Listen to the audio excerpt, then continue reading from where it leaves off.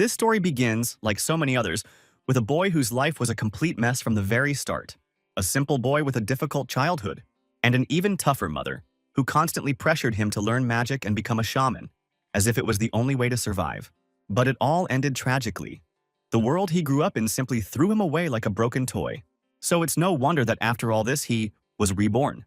He found himself in a world where there was no less magic than problems, and somehow became a teacher at a real magic academy.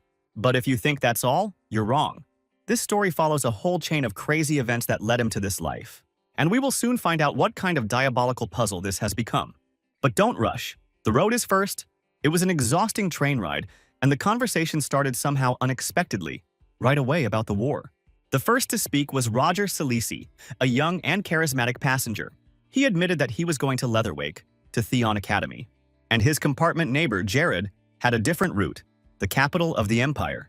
We exchanged a few pleasantries and returned to the topic of war, which seemed to never leave our lips. It was rumored that a wandering mercenary named Machiavelli was the one who turned the tide of the battle. Jared wasn't particularly surprised. Well, who hasn't heard another legend about a hero from the shadows these days? But the thing is, it was true. Machiavelli didn't just travel, he searched. One single object. And it wasn't just a name. It was a mask behind which a very important character in our history hid. We'll talk about it later, believe me, it'll be hot. But in the meantime, Jared suddenly felt something strange. The train shuddered, and it became clear that it was a trap. Some scoundrels decided to hit the jackpot by robbing wealthy passengers. Roger, without thinking twice, rushed forward. They had to hide before it was too late. The train had magical protection, so only a true master could break through it. And that's exactly what appeared there. When the men almost reached another car, the attackers struck. But the stranger stood his ground, and then calmly declared that he would kill everyone. And, unfortunately, he wasn't kidding. The bomb on his chest exploded with a roar that even pierced the train's defenses. Jared managed to see Roger, the young professor, fall dead. His body flew into the air and flew out of the car. But the most interesting thing was ahead. The mask that Jared was wearing was damaged. Before us was an incredibly handsome young man who had gotten into something dangerous. There was no particular reason why the hero chose the name Machiavelli. He just needed to completely erase his past, become someone else, disappear from his old life. And this image was supposed to help keep him out of trouble while he roamed the world on his travels. Everything went wrong one of those days when he attracted too much attention. This is exactly the story that Roger and Gerard discussed on the train. Fortunately, when the war ended, the princess and the soldiers were busy with their own victorious euphoria. As soon as they relaxed their vigilance a little, Machiavelli managed to disappear. That's why he got on that fateful train to the capital of the empire. But then things got even stranger. This particular train was ambushed in broad daylight, and it was so professional that it was terrifying. Our hero, I don't know what to call him, Gerard or Machiavelli, definitely didn't expect a bomb to explode right before his eyes. And he will kill the young professor he just spoke to. These weren't just any robbers, they didn't care about taking such risks. And then suddenly the conductor appeared. He seemed normal, even a little scared. He talked about evacuating passengers, but the hero sensed a trick. Something about him was fake. And he was right. It was one of the attackers just waiting to stab him in the back. However, everything was ruined by the sound of a gunshot. The firearm gave a signal. It seems that this imposter had managed to warn his followers. And now the protagonist finds himself face to face with a whole pack of armed scum. But he's not one to break down. With a light movement, he neutralized their weapons, and then, without hesitation, jumped onto the roof of the car. That's where the real magic started. His spells were cut off one by one. Only one survived. He tried to say something, but instead received a couple of kind words. The protagonist was already preparing to finish off the scoundrel, but didn't have time. She entered the stage, beautiful, cold, and dangerous. Captain of the Knights of Cold Iron Detachment. A detachment of knights instantly dealt with the last robbers. Their skill and reaction were impressive. The train was safe again, and soon everyone arrived at Leatherbeck Station. Captain Veronica DeVille immediately approached the hero. She wanted to make sure he was okay, and simply to find out his name. But a local police officer intervened in the conversation. He didn't like this situation. The attack was too quick. Someone from the passengers was definitely helping the criminals. The police decided to identify each person by conducting a brief interview. The protagonist already understood. It smelled of serious problems. Jared, as a cover, looked flawless. But the mask was ruined, and now he definitely didn't look 45. It was useless to run away, and Captain Veronica does not forgive enemies. The policeman began the interrogation. He wondered where the second passenger from the compartment had gone. The hero answered honestly, He died in an explosion and fell off the train. But something in that answer alarmed the cop. The situation was saved by Veronica. She confirmed that the man was actually fighting the robbers and could not be a traitor. The detective apologized. And then there was the shock. He addressed him as Mr. Roger. This is where things got really interesting. Veronica and the officer immediately mentioned their new position at Theon Academy. The hero had no choice but to confirm that he was the new professor. And he moved on, pretending that everything was under control. Old photos greatly blurred his facial features, and this was his salvation. And at the same time, a trap. Because it was at this moment that the Academy employee recognized the professor. He had to be delivered to Theon now. To refuse is to expose oneself. So there was only one thing left: escape. Later. Theon Academy was truly a special place, and Eliza Veloff, a rector with an equally special character, was already waiting for him. Madame was sincerely glad that the new teacher had survived the terrorist attack. After all, such a loss would have been a blow to the Academy. But Roger Celicia himself was haunted by a certain uneasy feeling that had overcome him as soon as he entered the office. Besides, he had a bunch of questions about the very professor he was impersonating. Fortunately, Eliza Willow did not suspect anything. On the contrary, she enthusiastically talked about all the details of the work. And here the protagonist was really impressed. The conditions were simply luxurious. The salary was like winning the lottery. But there was only one question that haunted him. Would he be able to pretend to be a scientist among geniuses? Roger certainly couldn't refuse such an offer. It would look suspicious. So the only way out was to lie, improvise, and carefully read each interlocutor. Fortunately, this is exactly what the hero was a pro at. All you need to do is hold out for 2 years. And for now, the transformation has begun. I hope you're already wondering who this mysterious guy is. But in reality, everything that is happening now is just an introduction. So let's move on to the period when Roger began his training. There were 3 weeks left until the start of the semester. And although he is new to the academy, he has been a hero in this world for a long time. 27 years to be exact. He was reborn with full memory but without any abilities. Life threw him into the toughest trials, and a teaching career was definitely not in his plans. But fate decided otherwise. And the professor's mask became an excellent cover. The real Roger, by the way, was a former nobleman. He wrote dryly and officially, which meant he had no friends. And this detail suited the hero perfectly. Another week passed and everything went smoothly. But suddenly, in a nearby restaurant, a stranger sat at his table. The young girl looked genuinely relieved to finally see Roger alive. She wondered why he hadn't been in touch for so long, because the entire order was worried. The hero instantly gathered himself and began to improvise. He said he had to check something. At that moment, it became clear that the real Roger was being closely watched and was also called, strangely enough, the First Order. The girl said that even for the Order, the terrorist attack was unexpected, and also something about traitors who were eliminated. The hero just listened silently, not understanding where he had gotten himself into. But it was dangerous to delay. So Celici went on the offensive, speaking sharply, even aggressively. I reprimanded the girl for drawing too much attention to them and almost giving everything away. Judging by her reaction, she was truly afraid of Roger. The protagonist was shaking with anger.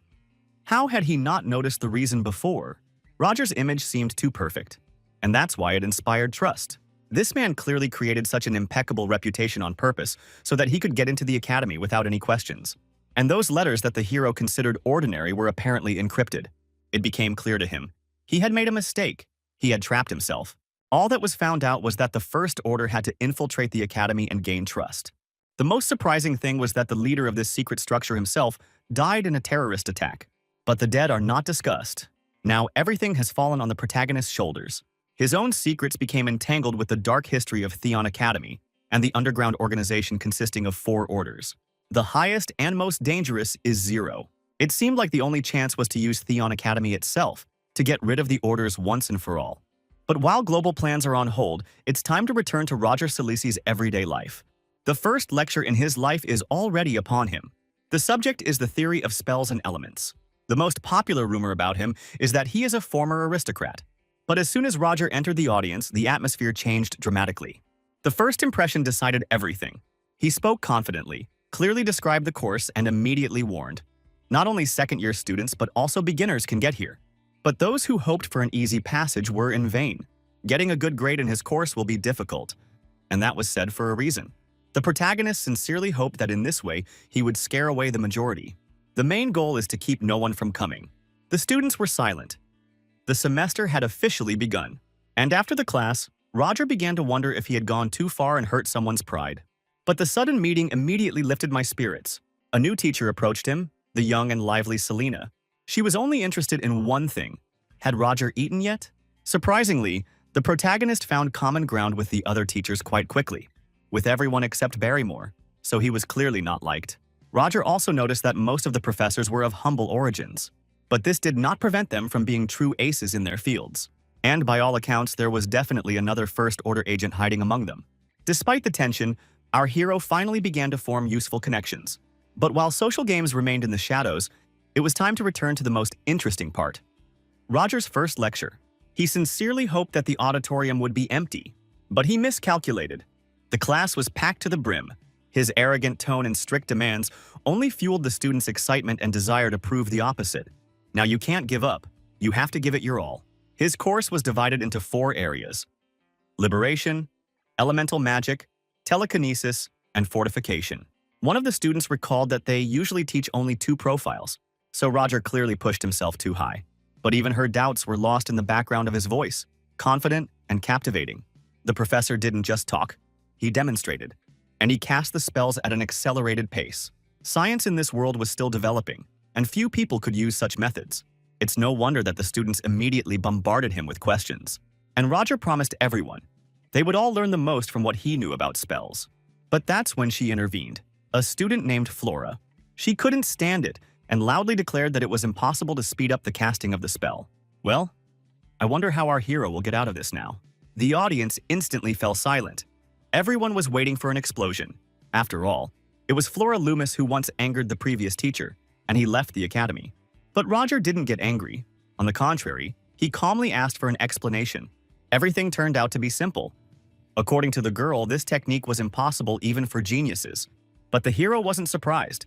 Geniuses simply didn't try. World magic has long been mired in tradition, while science has relentlessly rushed forward.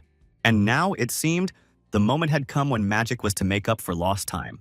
Roger immediately declared that magic has a future, and if no one has sought to take it to a new level, then he will be the first. The hero did not engage in idle talk. He immediately suggested that Flora show him how quickly she could cast spells, but she didn't give up and posted a solid result: 4 seconds. However, Roger only needed 0.2. His method was called the origin code, a technique for accelerating spells without changing their structure. Yes, the names really sound strange, but they are part of this mysterious system, and it is through them that you can truly immerse yourself in the world. All of Flora's doubts were instantly dispelled, but she interrupted the class without permission, acting abruptly, defiantly, and for that, Roger took away 10 points from her. However, after appreciating her perfect execution of the flickering flame technique, he returned the same 10 points back, because diligence is what he respected above all else. At the end of the class, Roger announced that he would select the best students and teach them the seed code technique. This completed the pair. As soon as Roger left the audience, the atmosphere changed. One of the aristocrats immediately began to mock. They said that this show could only impress fools, and the commoners had once again proven their limitations. Such words only strengthened the conviction that they had no place at Theon Academy. A verbal altercation broke out between the 2 students, but another boy immediately intervened. His sharp attack on the rich man's family was painful. It touched a nerve. However, he could not answer or even attack. The academy does not forgive such things, and other students were already watching the scene with interest. Aiden sincerely thanked Leo for his unexpected support. And it seems that new bright characters have appeared in the story. The guys quickly found a common language, and everything indicated that they would make a good team. Now, let's eavesdrop on what they're whispering about. Aiden was a simple guy. What was in his mind was on his tongue. So Leo decided to briefly explain how everything works here. First of all, second-year Flora Loomis is a strange person, and it's best to stay away from her. It was rumored that she was the one who led the previous teacher to be fired. Secondly, the daughter of the Exilian family, the 3rd princess, is studying in their group. And thirdly, Frieden Volberg was considered the main one among the second-year aristocrats. And that fool who just grabbed Aiden was one of his supporters. Leo promised to tell us about the rest on the way from the audience. Meanwhile, Roger remembered the lecture. The students' reaction was much better than he expected. Moreover, this world was at the level of the 19th century, so his ideas here did not just look revolutionary, they became incredibly valuable. However, to stay in the shadows, you will have to carefully prepare your materials and cover. The rector of the academy was already waiting in the professor's office. Eliza Willow immediately asked about his reaction to the office, but Roger did not understand what had brought her here. But in reality, everything was simple. The rector was watching over her team. But with every glance she gave, Roger felt a tingling sensation all over his body. Eliza calmly told how she had visited other teachers, but the fact that she had left him for last was alarming. This could only mean one thing: Madame Willow knew something. No matter how well the organization hides itself, the rector will definitely not miss any suspicious details. Despite this, she spoke enthusiastically about his innovation and asked him to be careful with the princess who attended his classes. The rector clearly had high hopes for Chelich. After saying goodbye, Eliza's assistant was already waiting in the hallway, and he had only one question. Could Roger be trusted? As you could already see, all events were just beginning to gain momentum. Roger had not yet had time to fully immerse himself in the new reality, so it was worth carefully following his steps. The rector could not give a clear assessment. She usually focused on those who immediately aroused suspicion. But Professor Roger remained a mystery. Moreover, Eliza was genuinely surprised that Chelich didn't even flinch in her presence. Withstanding her magical gaze twice is a feat beyond the power of even experienced sorcerers. This only confirmed that the professor was relying solely on willpower. After this, the rector became even more interested in him. She began to suspect that the incident on the train was not an accident, but a carefully planned operation, as if someone had deliberately created chaos to take the place of the real Roger. The assistant couldn't say anything specific, but he agreed with one thing: the professor was not an ordinary person. The conclusion was obvious. The new employee should be monitored further. Chelich, although a little stunned, decided to concentrate on his work. Thanks to the rector, he learned that he had received quite promising students under his care. Among them is a first-year student who has been vouched for by the Magic Tower, one of the most influential bodies in the world of magic, as well as an imperial princess from House Exilian. In addition, among the students there was another boy who practiced a very rare type of magic. His face seemed familiar. The work promised to be not just interesting but exciting, especially considering the distrust on the part of the rector, which only fueled the intrigue. But at the same time, Chelich understood that connections with the secret organization were a risky business. The Academy does not forgive such a thing, and it is not a fact that anyone will cover for him at a critical moment. However, all these thoughts were instantly dispelled. A tour of the Academy was on the agenda. The professor had no idea that at that very moment a scandal had broken out in the training hall. As always, the reason was status. An ordinary girl turned out to be unpopular with one of the aristocrats, but she believed that there should be no commoners around her. The poor student knew that no one would listen to her. Meanwhile, the aristocrat only heated up the situation, demanding apologies and behaving condescendingly. As a result, she simply used magic against the defenseless Renee. Fortunately, Chelich intervened. The professor did not understand what kind of protection of honor was being discussed because all students at the academy were considered equal. He couldn't just turn a blind eye to what had happened.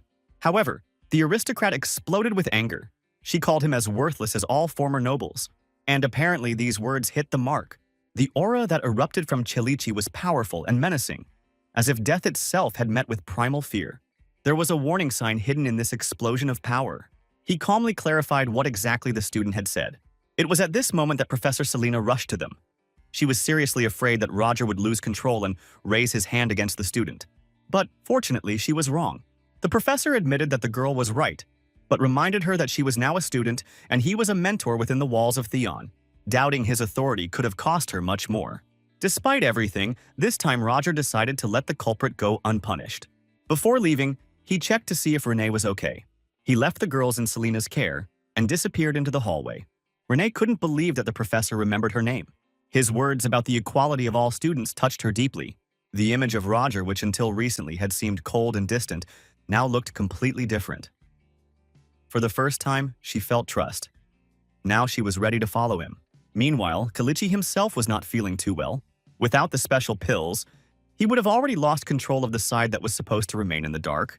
The problem was that it was the last dose, so you'll have to activate special spells and get in touch with your friend. The very next day, the academy was shaken by news. At night, a strange figure resembling a werewolf was spotted in the city. The professor took this with humor, writing it all off as another legend about a local ghostly werewolf. But the professor's conversations quickly turned into an enthusiastic discussion of Roger's powerful spells. And while the Magic Tower didn't send any news, the rest of the teachers began to openly envy him. That same night, Roger took to the streets of the city. and it was in the darkness that the werewolf was already waiting for him. The professor met the attack calmly, as if he had expected exactly this. He dodged without much effort and made it clear that he had been waiting for this cunning scoundrel, who had disappeared somewhere, for a long time. The creature muttered something silently about how Roger hadn't even tried to pretend to be surprised in so long. And although Chelichi showed no emotion, he was glad to see his old friend Hans again. Roger wondered what his old friend had done this time, especially considering the form he had taken. Hans himself did not expect that a small dog in the arms of some lady would decide to bite him right in the middle of the street. Yes, that's right. Hans is not exactly human. His uniqueness lies in the fact that after being bitten by any animal, he instantly takes on its form. But fortunately, Roger had an antidote, and the situation was quickly resolved. After that, the professor immediately reminded me of his own changes, and Hans, intrigued, wanted to know how his friend created a new personality. He was truly impressed by this story, but one thing worried him. He had heard about the First Order. More recently, in the underworld, this organization persecuted a group of young men and called itself Black Dawn. The protagonist, of course, managed to survive, but he knew perfectly well. One carelessness, and he would be exposed. That's why Hans brought him a personal suitcase, with everything he needed to prepare. However, the professor could not understand why, if everything was so serious, Hans asked to wait 2 days. Why didn't they meet right away? Were the rumors about the werewolf true? But Hans was genuinely surprised. He had only arrived in Leatherwalk today. Both quickly realized that something was wrong, and in a moment they saw a real werewolf on the roof. Without hesitation, the boys hid behind the building. The creature had clearly gone hunting. Roger noticed a strange detail. The werewolf had a tag around its neck, and it looked as if someone had hung it on purpose. The professor decided to test this with a weapon. It was a surprise to Hans. The last time Roger had shot was when he was Abraham Van Helsing, and as soon as he took out his weapon, the werewolf immediately rushed towards him. The questions grew, but the answers could only be obtained by catching the monster. The attack was swift, but Roger responded with a spell that put the creature in a strange state. It was a powerful ultrasonic signal that nearly ripped the monster's head off. The silver bullet wasn't even needed this time. It was time to find out where this werewolf had come from. But just as Roger was ready to act, the screams of the police came from the street. The monster took the chance and jumped onto the roof, preparing to escape. But Roger decided one thing. This time, he wouldn't let him go. Of course, Roger only wanted to stop the beast. But there was no choice left. A fierce fight broke out. For the first time since that incident on the train, he unleashed his power again. The opponent reacted with lightning speed. He definitely couldn't be broken with one blow. Everything was used. Magic, fists, cold steel. The werewolf was agile, but the dagger proved decisive. Roger cut off his head. At that moment, Hans was passing by the building and almost fainted when the monster's head rolled out at his feet. But Roger didn't care anymore. He got everything he wanted. One thing was clear to him. The creature was the result of an artificial experiment, and that meant his plan had to be implemented immediately. The first step was to find a place to settle, and Leathervec was a perfect fit. Much better than the capital. Amidst this chaos, they will be able to remain in the shadows. Hans had to gather all the relevant information, and Roger had to wait for the right moment to make his move. If you can't act openly, you need to find allies. A werewolf in this era was something completely out of place. But the pendant around his neck confirmed that it was an experiment. Roger still hoped that he would never have to get involved in such matters again. But that was not to be. The next day, news spread through Leatherback. Civilians had been killed. Roger couldn't believe it. Had other monsters really appeared in the city? According to teachers, among the victims were even 2 first-year students from Theon. The rector personally called everyone together to report the tragedy. There was an uproar in the hall. Some claimed that the academy was under the protection of the Empire, and no monster could penetrate inside. But one of the teachers insisted someone from the common people was behind the attack, because the victims were nobles. These words hit home. Such accusations are not easily forgotten. Roger was closely monitoring the situation. Until recently, it had seemed to him that the Black Dawn was operating from a losing position, but he was wrong, inciting the people to revolt at the very time when they should have been united. Now the professor better understood how the most influential academy on the continent worked. Suddenly he noticed a tiny bug on him. It was a note for the First Order. 3 subjects escaped and needed to be caught urgently. These creatures posed a direct threat to the professor's exposure. Roger couldn't understand why he was constantly being given new challenges, but it was clear that it all led back to the Order. And judging by the reaction, even Black Dawn didn't expect such a turn of events. It was critically important for the protagonist to remain in the shadows. Any exposure meant the end. Meanwhile, the teachers have adopted new rules. Students are prohibited from leaving the dormitories at night, and penalty points will be awarded for violations. After that, Roger unexpectedly met with the informant. It was the same girl who recognized him as a member of the First Order during their first meeting. Now she was pretending to be a student. Something was clearly wrong here. Her name was gray-haired Roshan. To keep their conversation confidential, the professor created a protective field around them. He also insisted that she address him exclusively as professor. The conversation culminated in events in the city. The Shamsu School is a group of scientists expelled from the scientific community for forbidden experiments. Their targets remained unknown, but the subjects escaped through the sewers and were responsible for the latest killings. Sadina already knew that the professor had been asked to deal with this situation and offered to help. It turned out that the Second Order, Victor Dreadful, was also involved. The girl insisted that Roger eliminate the three objects as quickly as possible. But she was genuinely surprised when the professor took out the werewolf collar. Roger couldn't help but wonder how gray-haired was able to contact him so easily. The girl did not arouse suspicion and seemed to have extraordinary talent. At the same time, she was still in the Third Order. Maybe she just didn't have a choice. It is likely that Sadina came from a noble family, and the anti-social organization was unlikely to treat nobles kindly. Maybe she's just a puppet that will be thrown away after use. Roger had recently finally realized how precarious Theon's position was. But the balance of the Black Dawn has also already been disrupted. It was quite possible that gray-haired could still be of use to him. He praised her. The girl's progress was truly noticeable, and these words were extremely pleasant for her. But this meeting did not go unnoticed. Flora knew very well that the professor had used a spell, and this thought haunted her. Loomis analyzed everything and determined that it was a sound silencing spell. Such a magical trace was invisible to ordinary people. Another question is, why would the professor do this to a stranger? Meanwhile, teachers warned students not to go outside the dormitories at night, and rumors about werewolves spread with incredible speed. Aiden and Leo decided to stay away from all this, but their conversation was suddenly interrupted by a girl with bright red hair. It was Tracy, clearly up to something. It turned out she wanted revenge in the fight with Aiden, but the boy wasn't up for it. Then Tracy suggested another condition. Whoever catches the werewolf first wins. Leo agreed without hesitation. The guys quickly realized that this girl was fearless and could even organize a hunt on her own. It was clear. The next night would be very restless for them. At this time, Professor Roger was patrolling the academy grounds. During the night, he had already caught several students violating the new rules. The reason was obvious. A reward had been set for the werewolf, and therefore the situation was becoming increasingly dangerous. So Roger reached the sewer. According to Selena, it was through her that the monsters escaped. This was confirmed.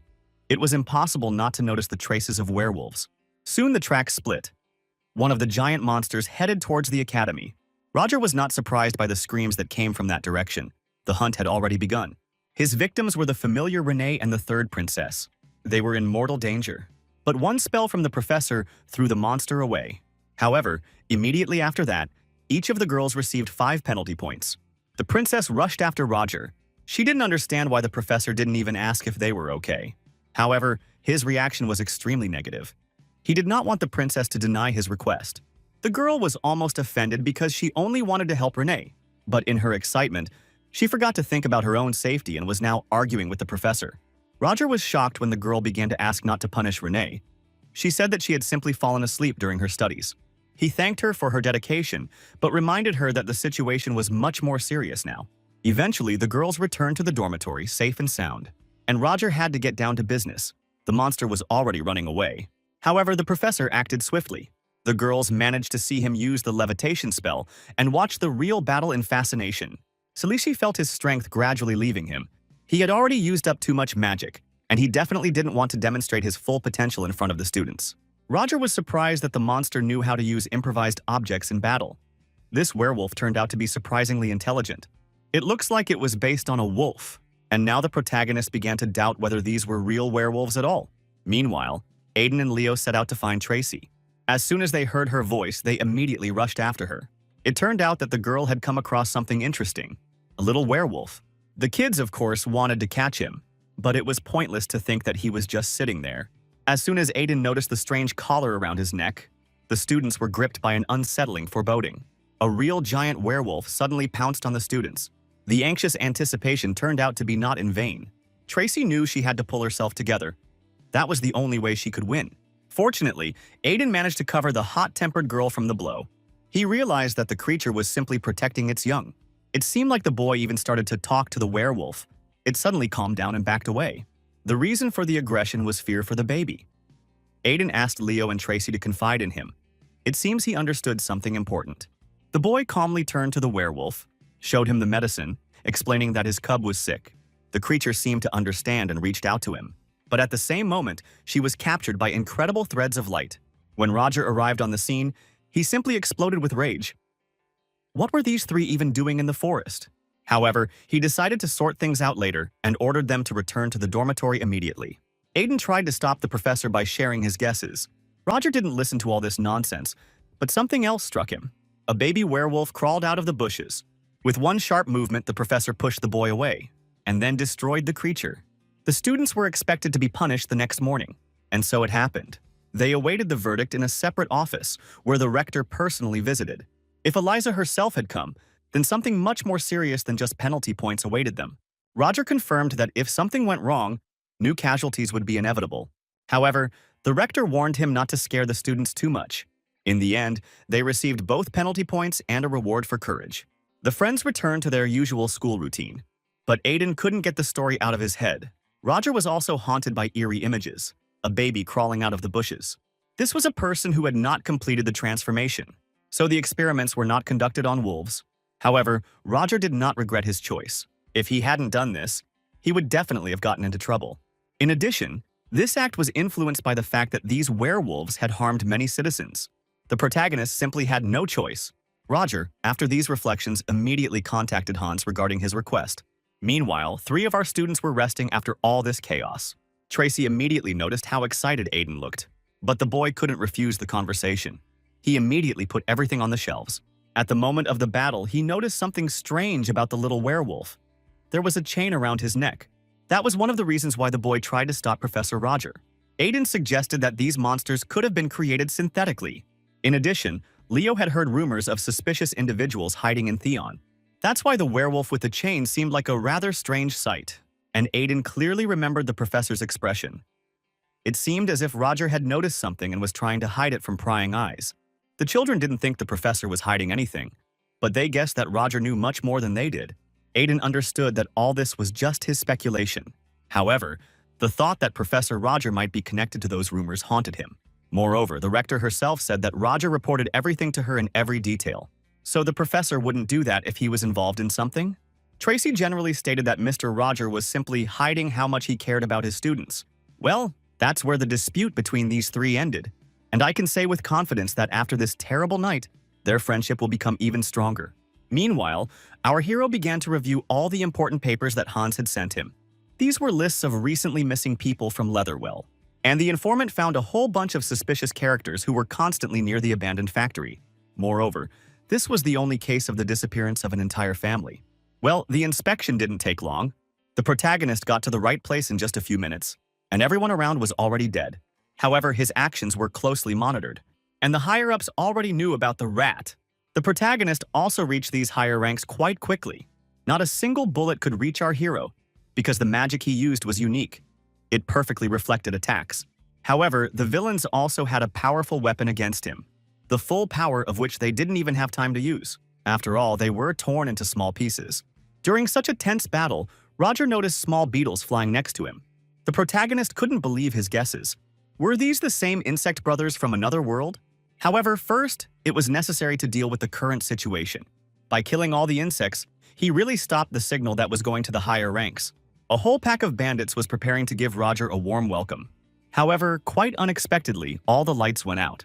Just as suddenly, the head of one of the thieves disappeared into the darkness. The insect owner did not understand when the rat managed to get inside.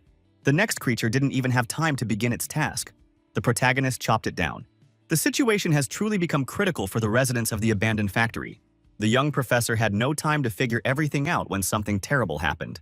The giant insect's limb almost pierced our hero's shoulder. What was strange was that it looked like a new hand from one of the corpses. It seems that the man who died first was like the brother of the insect lord. And they were definitely conducting experiments on him, because the corpse gradually turned into a giant monster, and it could even talk. The creature said that the stranger would definitely pay.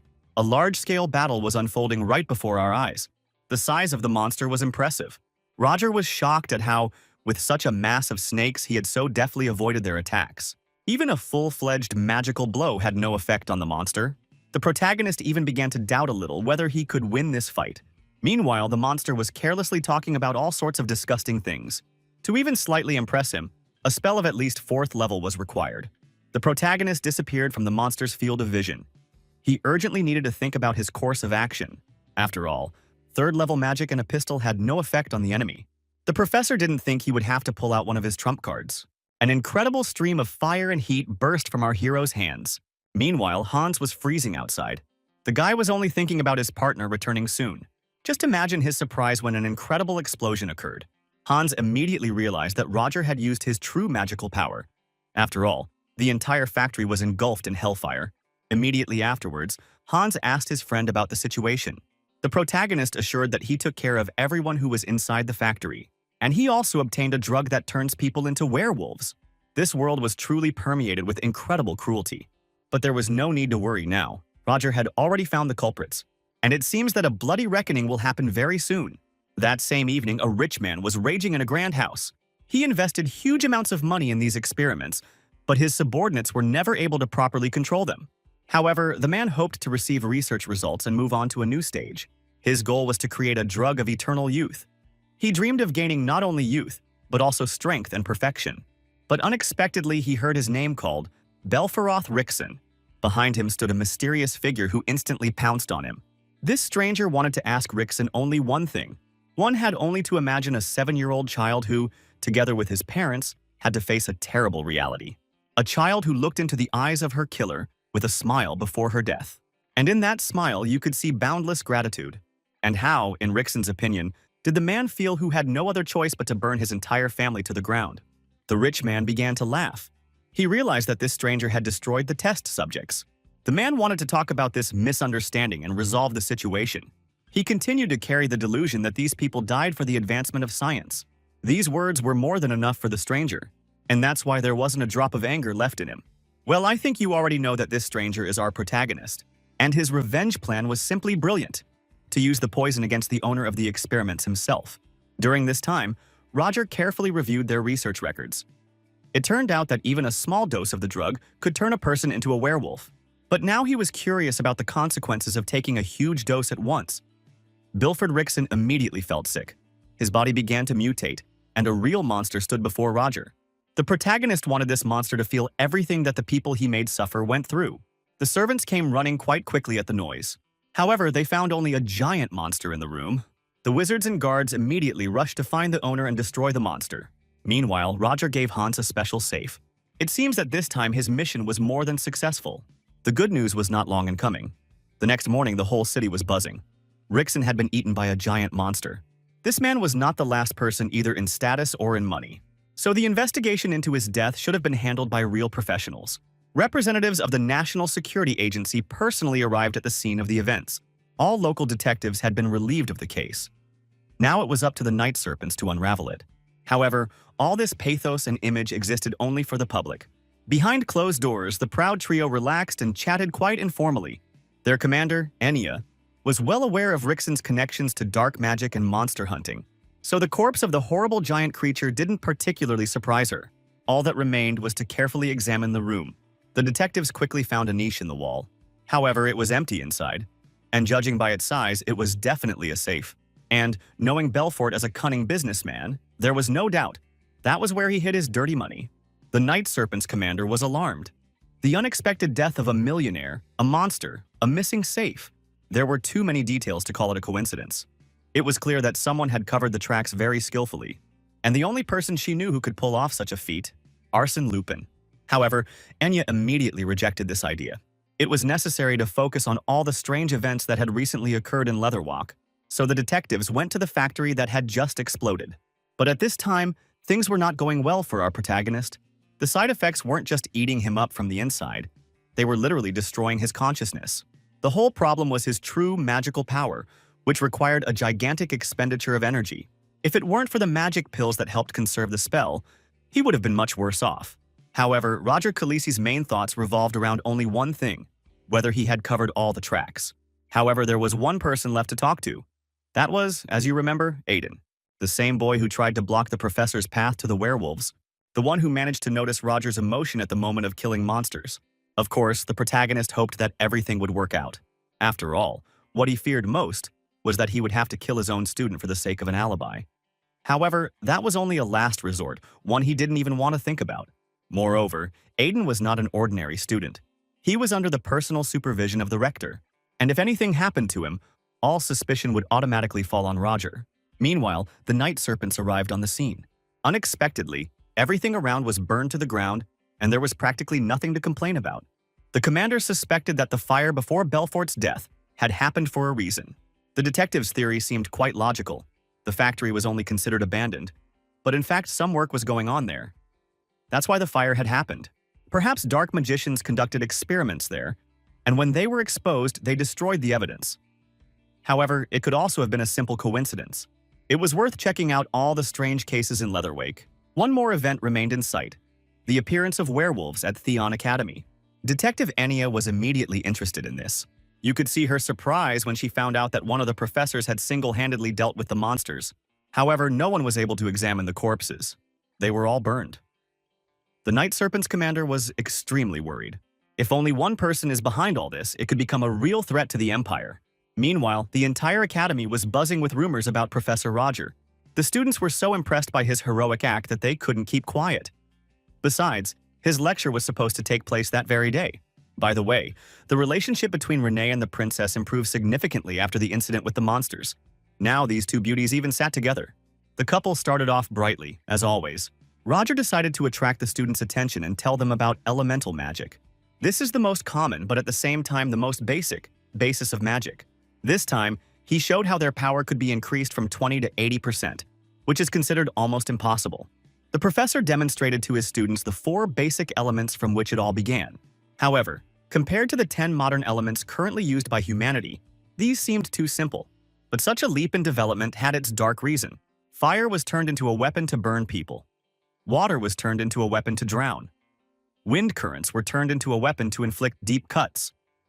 Electricity was turned into a weapon to inflict fatal shocks. It was war and murder that pushed magic to a new level. However, the purpose of elementary attributes depends on what a person uses them for. It is only worth fighting for a better world. This is the mindset with which you should study magic. The first task for the students was simple: to create an elementary sphere. Most of them were fully trained. However, Aiden's behavior seemed suspicious to the professor. Was the boy planning a rebellion against him? It turned out that no, Aiden just didn't practice elemental magic very much, and that made him feel extremely awkward. Roger now realized that this particular student of Theon's did not possess even basic knowledge, although he did possess a few natural attributes. The professor decided not to leave him to his fate. With the help of warm memories associated with fire, the boy managed to create a flame. But this fire did not burn. It only radiated soft heat. It was more than just an attribute. Aiden's true magical power, embodied in the form of flame. Roger immediately explained that this was exactly the method he was talking about. A true wizard must put something unique into each of his spells. After that, the rest of the students started to do much better. But Flora Loomis was dissatisfied. She was hoping to learn something new, but instead, she was disappointed. In addition, the girl was tormented by the question: where had the man who publicly embarrassed her on the first day gone? Now Flora wanted to draw attention to herself again, to see if anyone would shower her with compliments. She decided to take a risk, combine several types of magic and apply attributes. But the situation quickly got out of control. In a panic, the girl screamed for everyone to escape. However, the professor calmly, confidently asked her to concentrate. He was going to help. The flows of her spells began to stabilize. You couldn't get distracted. Stop in the middle of the process and all the magic would simply dissipate. But Flora was determined to see the matter through to the end. Well, you're probably curious to know why Flora was the way she was. The looks directed at her were always imbued with envy and jealousy. She ignored them, moving forward. But there was one thing she could not bear: the cold, indifferent gaze of his own father. He looked at her as if she didn't exist at all. And that day, when Professor Roger gave her penalty points, the girl felt a sense of defeat for the first time. It hit me so hard that childhood memories came flooding back to my mind. She didn't even see the professor's face at that moment. And yet she was sure that he was looking at her with the same cold gaze as her father had once. And the Lumos family motto was clear: never forget those who wronged them. Since then, Flora had constantly thought about taking revenge on the professor. But that was before. Now she has managed to carry out an extremely complex magical process. However, Roger did not remain silent. He sternly explained that her action was rash. The problem wasn't that she tried something new and didn't succeed. That's perfectly normal. And that she was putting other students at risk. And besides, she combined two opposing elements extremely carelessly. Flora irritably declared that her combination of fire and ice was perfect. It was easier for the professor to show this with an example. It turned out that the girl simply froze the flame. It turned out beautifully, but only a picture. In reality, the desired effect was quite different. Roger did not understand what Flora really wanted. Was she simply showing off? However, his voice softened when he spoke about the main thing. The professor did not reproach her for her lack of skill. On the contrary, he recognized that Flora had a unique talent that he had not yet seen among her peers. But, in his opinion, the girl was just playing to the audience. And for her own good, she should have chosen a completely different goal. These words struck Flora. For the first time, she saw in Roger's eyes not reproach or mockery, only genuine concern. The lecture was coming to an end. But the professor had one more important conversation to make. It seems that the Renee you already know had no attributes. The girl possessed none of the elements. That's why she was called to the teacher's office. Poor Renee was terribly nervous, afraid that she would be expelled from the academy. However, Roger simply handed her the book. You should have studied under her, but only on your own. The book was called Non-Elemental Magic, and the professor's words were extremely clear. A new path into the world of magic was opening up for Renee. Roger once knew a special person, and this book was the result of her research. But this person has long been gone from the living. Even for Professor Roger, it was a real shock to meet a student practicing non-elemental magic. Her thoughtful, deep gaze made an impression. The protagonist saw in these eyes a person who knows how to distinguish good from evil. Although Renee was only at the very beginning of her journey, the main thing was that a special book had found its new owner. It seems like it was fate. Meanwhile, the academy was filled with noise and commotion. And again, Aiden managed to get into trouble. The same Jeevan again picked on the calm guy. The wealthy nobleman began to shower insults on Aiden. However, his friends, who had long been disgusted by Jeevan's behavior, immediately stood up for him. The conflict erupted quickly. Without any hesitation, Jeevan challenged Aiden to a duel, and our brave boy proudly accepted the challenge. He immediately declared that if he won, he would make his opponent apologize to Leo and Tracy for his words. But suddenly, Professor Roger appeared behind the duelists. Kelechi immediately demanded an explanation. Of course, he didn't like that the freshman decided to have a magical duel. However, he quickly realized that Jeevan had purposefully provoked Aiden. Someone else unexpectedly intervened in the professor's conversation with the students. Professor Barrymore was only glad that the boys had decided to fight and forbade him from interfering in their decision. Moreover, the cunning fox immediately suggested that Mr. Chelich make a bet. Both teachers placed bets on their favorites in this match.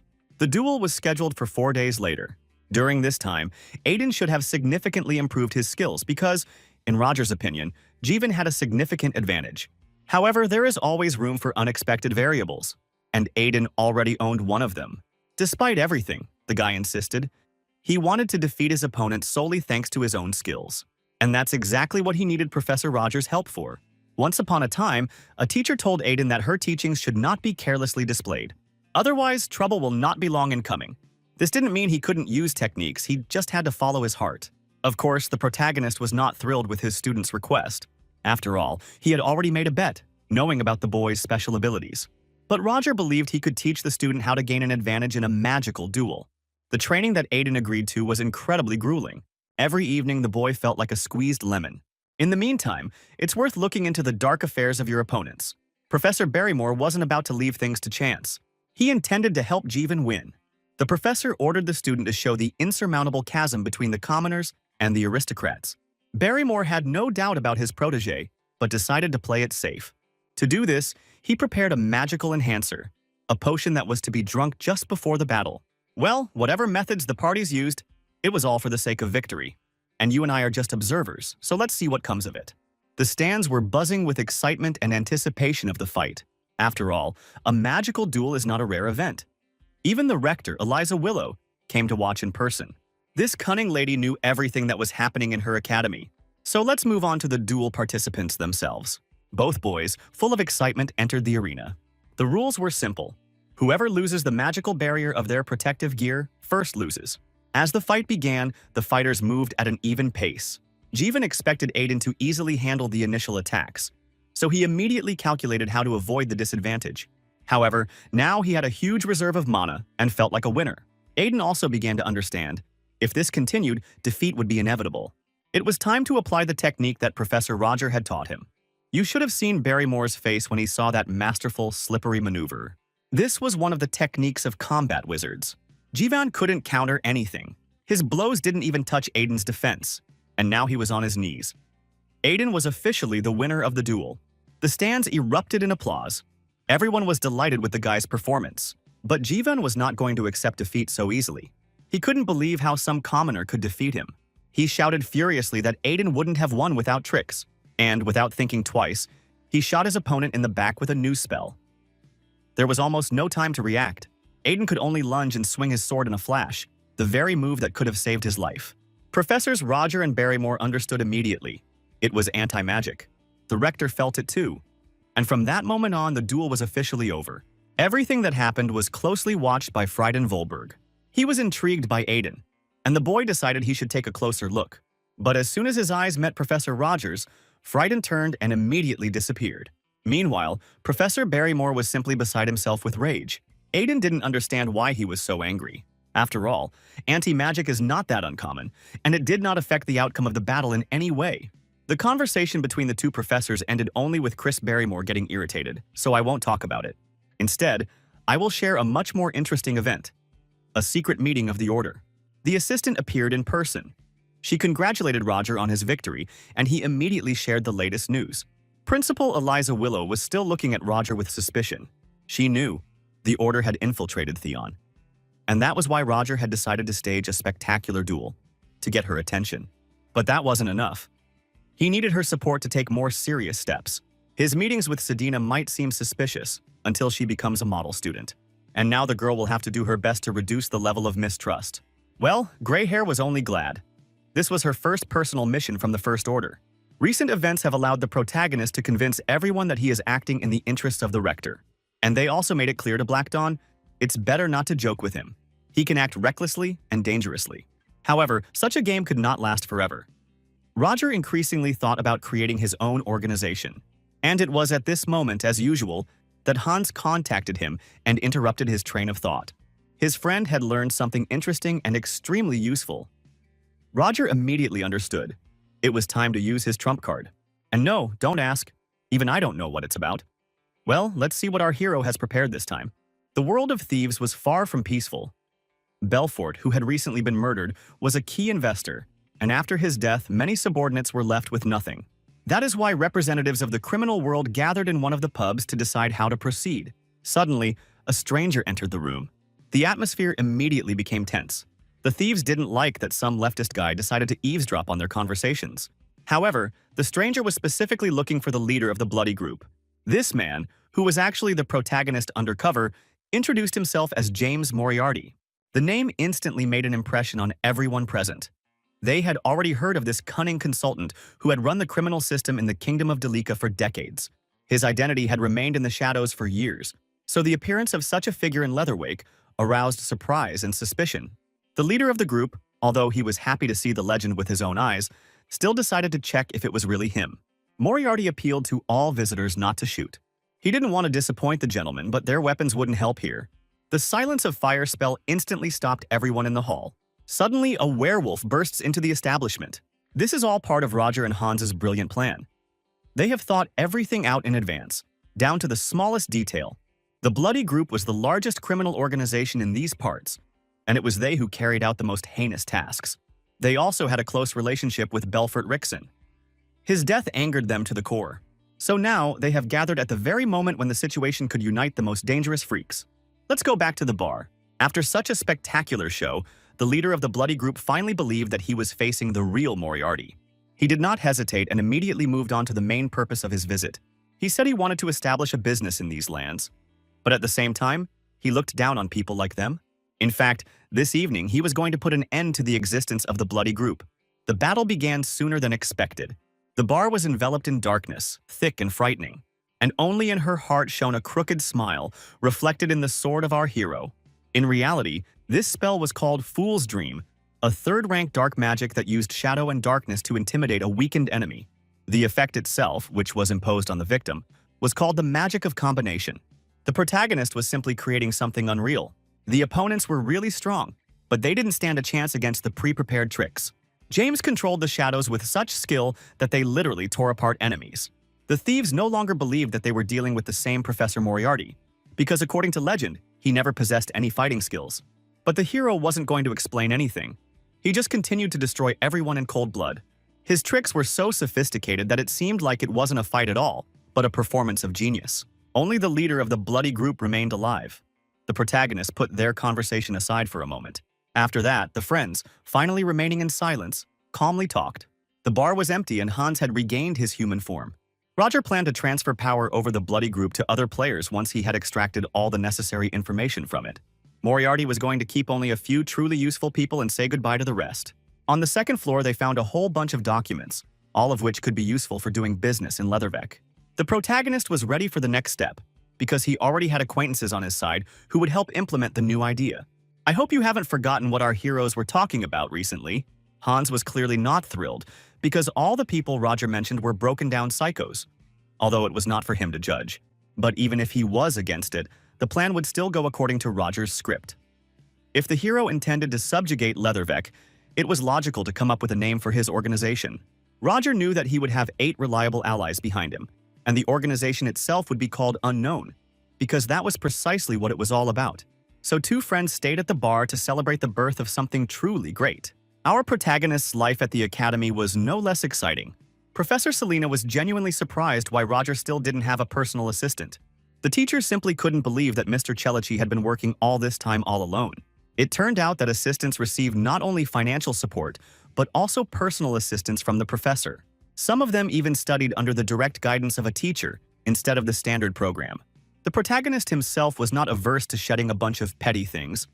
All that remained was to decide who to choose. But the choice was obvious. Sedina was ideally suited for this role. Firstly, now she could quite legally communicate with him and even pursue him without arousing suspicion. Second, she was already on the list of recommended candidates that other professors had compiled for Roger. And of course, the girl agreed without hesitation. Everything worked out perfectly, because now the protagonist had a chance to learn more about the Black Dawn. Within an hour, Sedina had all the documents ready and officially became Professor Celici's assistant. Meanwhile, the students gathered before class began. Many rumors were discussed, but the story about the Universal Stone, which supposedly grants any wish, caused the greatest excitement. It was rumored that it was hidden somewhere in Theon, and this was what the third princess and Renee were actively discussing. But Flora was more concerned that Roger had begun to choose his own assistants. Miss Loomis was convinced that she was the perfect fit for the position, talented, ambitious, and ready to take on any challenge. But all the conversations fell silent when Sedina suddenly, quite loudly, asked everyone to be quieter. And it was then that it became clear to everyone who the new assistant was. The class went by surprisingly quickly, and at the end, one charming lady, Julia Plumhart, asked a question that created tension. She wondered what criteria Roger used to choose his assistant, and it wasn't just curiosity. Julia was an extraordinary person, a winner of the entrance exams, supported by the Magic Tower itself. She wondered if the requirements included exceptional magical abilities or a big name. For the protagonist, this question was more than uncomfortable, so he answered simply. The only thing he paid attention to was the student's character. This concludes the lesson. Immediately after that, Flora approached the protagonist. Miss Loomis had not sought to become his assistant. She had come for a completely different purpose. The girl decided to thank the professor for saving her last time. The conversation gradually moved on to another topic. The student was curious about how many magical elements Mr. Celici could control. The protagonist cautiously hinted that 5 was his maximum, although in reality he was capable of using all 10. And if this becomes known, it will only make things worse for him. This ended the conversation. Roger advised Flora to leave a questionnaire for the position of assistant because, in his opinion, she would definitely succeed. But for some reason, these words only irritated Miss Loomis. But Roger himself went to the rector's office. Miss Eliza wondered if the professor had heard of the recent rumors that the World Stone was hidden somewhere in Theon. Although the protagonist did not believe in such an artifact, it really existed. It was a mysterious object with unique power that appeared a long time ago. It can be called an ancient relic of unknown origin, whose power is hundreds of times greater than the capabilities of artifacts created by great wizards. Theon had possessed this relic for quite some time, but all information about it remained a strict secret. And that is why, if these rumors turn out to be true, the rector instructed our hero to personally take on this matter. From the outside, it might seem that Eliza trusts Roger. But really, she just wanted to find out who was really behind this professor. After this conversation, our hero's head was filled with thoughts about the Black Dawn. Has the Order started operating again? However, there was another reason for his concern. The protagonist did not even expect to find one of the relics in this very place. All this time, Roger traveled the world and changed personalities for a reason. All this was in search of the lost parts of this power. Of course, this relic was different from the one he had been looking for from the very beginning, when he set out for the capital. I think you remember where it all started, and now a new important detail has appeared. Our hero has the idea to use the World Stone to find the exact relic he needs. At this point, Roger only had 3 pieces. From the information he has, there are 4 more shards scattered around the world. And if our hero can collect them all, then it seems that we will find out the answer to this question a little later. Our protagonist had no idea he was already in trouble. That same evening, the third princess had a private conversation with one very important person, the commander of the Night Foxes, Tarina. The case concerned the recent werewolf attack on Theon. The officer insisted on a personal meeting with the professor who destroyed the monsters. Of course, the princess explained that she was talking about a new teacher. The detectives now had enough information to begin a thorough investigation, and they definitely weren't going to rely on chance. Meanwhile, the protagonist himself was also concerned about the rumors spreading about Theon. Students were free to move around, as they had been during the werewolf attack. So there were a lot of problems that could arise. However, all worries faded into the background. His students were bored, and Roger decided to show them something unusual. In magic, everything works quite simply. The wizard is usually the core of the spell. This is logical, because magical power comes from the caster himself. But as soon as Roger waved his hand, the flame suddenly flared up in a completely different place. He called this the coordinate assignment formula. Even Flora was amazed. She didn't understand where he learned to do that. In reality, it was just a slight modification of the usual manifestation of magic. However, he had no intention of teaching it. Mr. Shalichi just wanted the children to realize, true magic only develops when there is a solid foundation, so they should focus on their studies. It is the most important thing for their future. After this brief demonstration, something important happened. Eliza Velatsu reported, "The World Stone has been stolen." It seems that the enemies were aware of the additional storage and struck at the most unexpected moment. Now Roger only had until midnight. The situation looked extremely suspicious, and the hero was convinced that the First Order was not behind this. It was necessary to act quickly. Roger called his assistant into his office. Sedina will have to tell everything, without embellishment. According to the investigation, it all started with the Third Order sending an official request for information. It was during this time that they came across data about the World Stone. It so happened that it was then that rumors about this relic began to spread among the students. The Third Order believed in the reliability of the information and learned about the place where the stone was kept. Later, this became known to the Second Order and they began to act independently. The Second Order was led by a magician named Demiles. However, it remained unclear why he did not inform the First Order about such a serious operation. Gray-haired suspected that Demiles had his reasons. Perhaps he wanted a place in the First Order. After all, Zero himself had said that the 7 places in the First Order could always change. Now all the details of the escape have been clarified. The moment had come when the protagonist had to act. The gray-haired woman could finally catch her breath a little. She had already provided the most accurate information. Roger didn't quite understand why the girl was embarrassed by a simple thank you. At first, it seemed to him that this was a manifestation of excessive devotion to the Order. But now it was becoming clear that she had personal reasons for trying her best. The protagonist activated one of the most powerful spells, Aether Nocturnus. It was an ancient summoning magic spell known as a magical passage. It required enormous magical power, but it completely concealed the presence of the caster. That's why no one could see or feel him. No one except Flora. She felt someone walk past her and immediately went to check what it was. She trusted her own feelings so much. Meanwhile, the protagonist was already heading towards the Dark Forest, a place about which there were terrible rumors, that people got lost there and went crazy. That's where the kidnappers from the Second Order ended up. They were stuck in the middle of the forest with a fake World Stone. The protagonist emerged from the darkness towards them. They called him Sir John Doe, and they feared him to death. The First Order contacted Demiles and asked what he was doing here. The only thing the Second Order could come up with was to give the stone to the ruthless John Doe.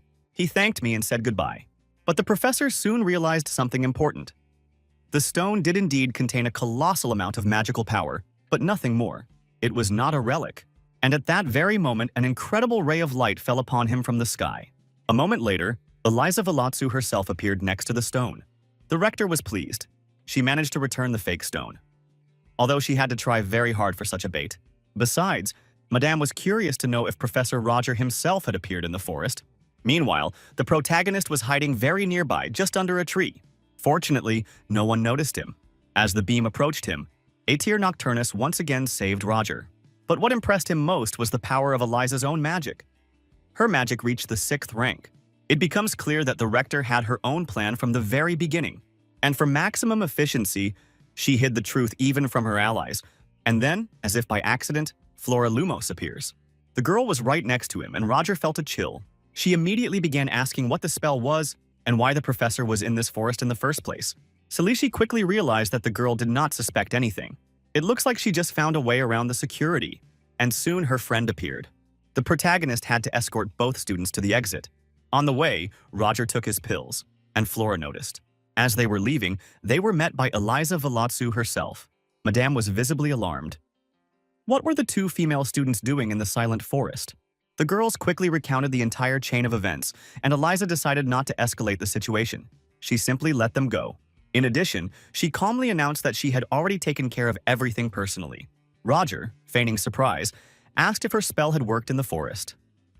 The reaction and the conversation itself finally dispelled the rector's doubts. She really believed the professor and went away. She also admitted that the rumors about the stone were part of a plan to attract those who usually hide in the shadows. At the same time, the real-world stone had already been moved to a new secure location. Soon, the protagonist himself arrived there. He couldn't believe that everything had really worked out, and he didn't regret leaving a magical mark on the fake stone. It turned out to be very useful. However, even a real stone did not have the power to fulfill Roger's main wish, and yet he was able to point the way to other relics. This is what impressed the hero the most. One of them turned out to be much closer than he could have imagined. Immediately after everything that happened, the protagonist contacted Hans. The old friend immediately picked up the fatigue in Roger's voice. He didn't understand why he had to go to such lengths for just one relic. In fact, Hans had no idea that the second relic was located very close by, right in Leatherwalk. According to the image, the fragment was lying in the auction house. A grand event was to take place there very soon, and it is quite possible that they will decide to put this fragment up for sale. The friends agreed to discuss other details at a personal meeting. Meanwhile, Flora Lumos was waiting outside the door of the professor's office. The girl didn't dare to speak for a long time. She wanted to know both about the spell and about those mysterious pills. Roger did not prolong the pause. Since she was silent, he was already going to leave. But Miss Lumos couldn't stand it anymore.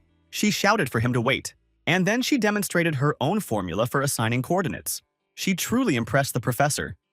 Not many students could master such magic. Flora admitted that she should be awarded for such achievements, but she didn't care about ordinary points. She wanted something much more valuable. That's how she first found herself in the professor's office. And soon they headed to the research lab together.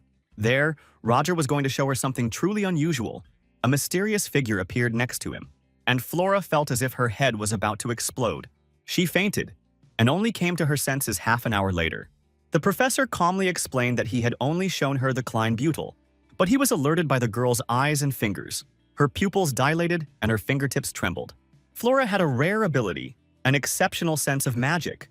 She didn't just see the formula, she felt it, and this magic was completely new to her. However, Roger himself was not interested in this. But he understood that other wizards might have a different opinion. So it was better for the girl not to shine with such an ability. After that, the long-awaited meeting with Hans took place. Both men looked elegant. They were heading to a very special place tonight. The hotel was too noisy and bright, so their path lay to the closed 4th floor, a place where ordinary people are not even allowed to look. And there, very specific guests were already waiting for them. Black Rose. Violetta was shocked by Moriarty's appearance. Did he really come back to right old wrongs? Whatever the protagonist's words, Madame didn't believe him. After all, Moriarty, without any hesitation, destroyed every group that appeared in the city. However, the other participants in the meeting were not going to listen to their personal clarification of their relationship. Kirukas was the first to intervene in the conversation. He was interested in the protagonist's real plans because James clearly didn't agree to come just for a reason. Moriarty admitted without further ado that he intended to develop his own power, and that he would do it through business. He wanted to involve his friends in the business. They would take on the work and earn crazy money. The proposal sounded risky and rather suspicious. Kurukus, Black Rose, and the old children looked warily. It seemed to them that there was a hidden meaning to it all. But Moriarty decided to reveal one important thing to them. It was now dangerous for him to act openly until he had his most loyal allies back. He wanted change for Leatherwake, a neighborhood drowning in poverty, factory smoke, and hopelessness. And just as his comrades maintained a clear sky above the heads of ordinary people, so he wanted to turn this gloomy alley into a place with a future. Having outlined his business idea in detail, Moriarty expected a quick response from everyone present. When the hero and Hans returned to the street, Violetta approached them. She wanted to talk to James in person. She knew that the clothing market was controlled by the nobility and large merchants. Did Moriarty really believe they had a chance? But the protagonist wasn't counting on the elite. He wanted to create light, comfortable, simple clothes that ordinary people would use every day. Of course, they would try to stop them. But James believed that Violetta could use her charm even in the world of fashion. Black Rose was shocked. How did he know about this? And she could no longer hide another of her secrets. She took off her mask. A terrible burn was visible on her beautiful face, a trace of a spell. It was left by a magician who once considered it his property. But Moriarty wouldn't let her hide her face and decided to give something back. Barely touching her eye with his fingers, he dispelled the traces of the burn. Violetta was amazed by the power of true magic, and without hesitation agreed to work as Moriarty ordered. But one moment changed everything.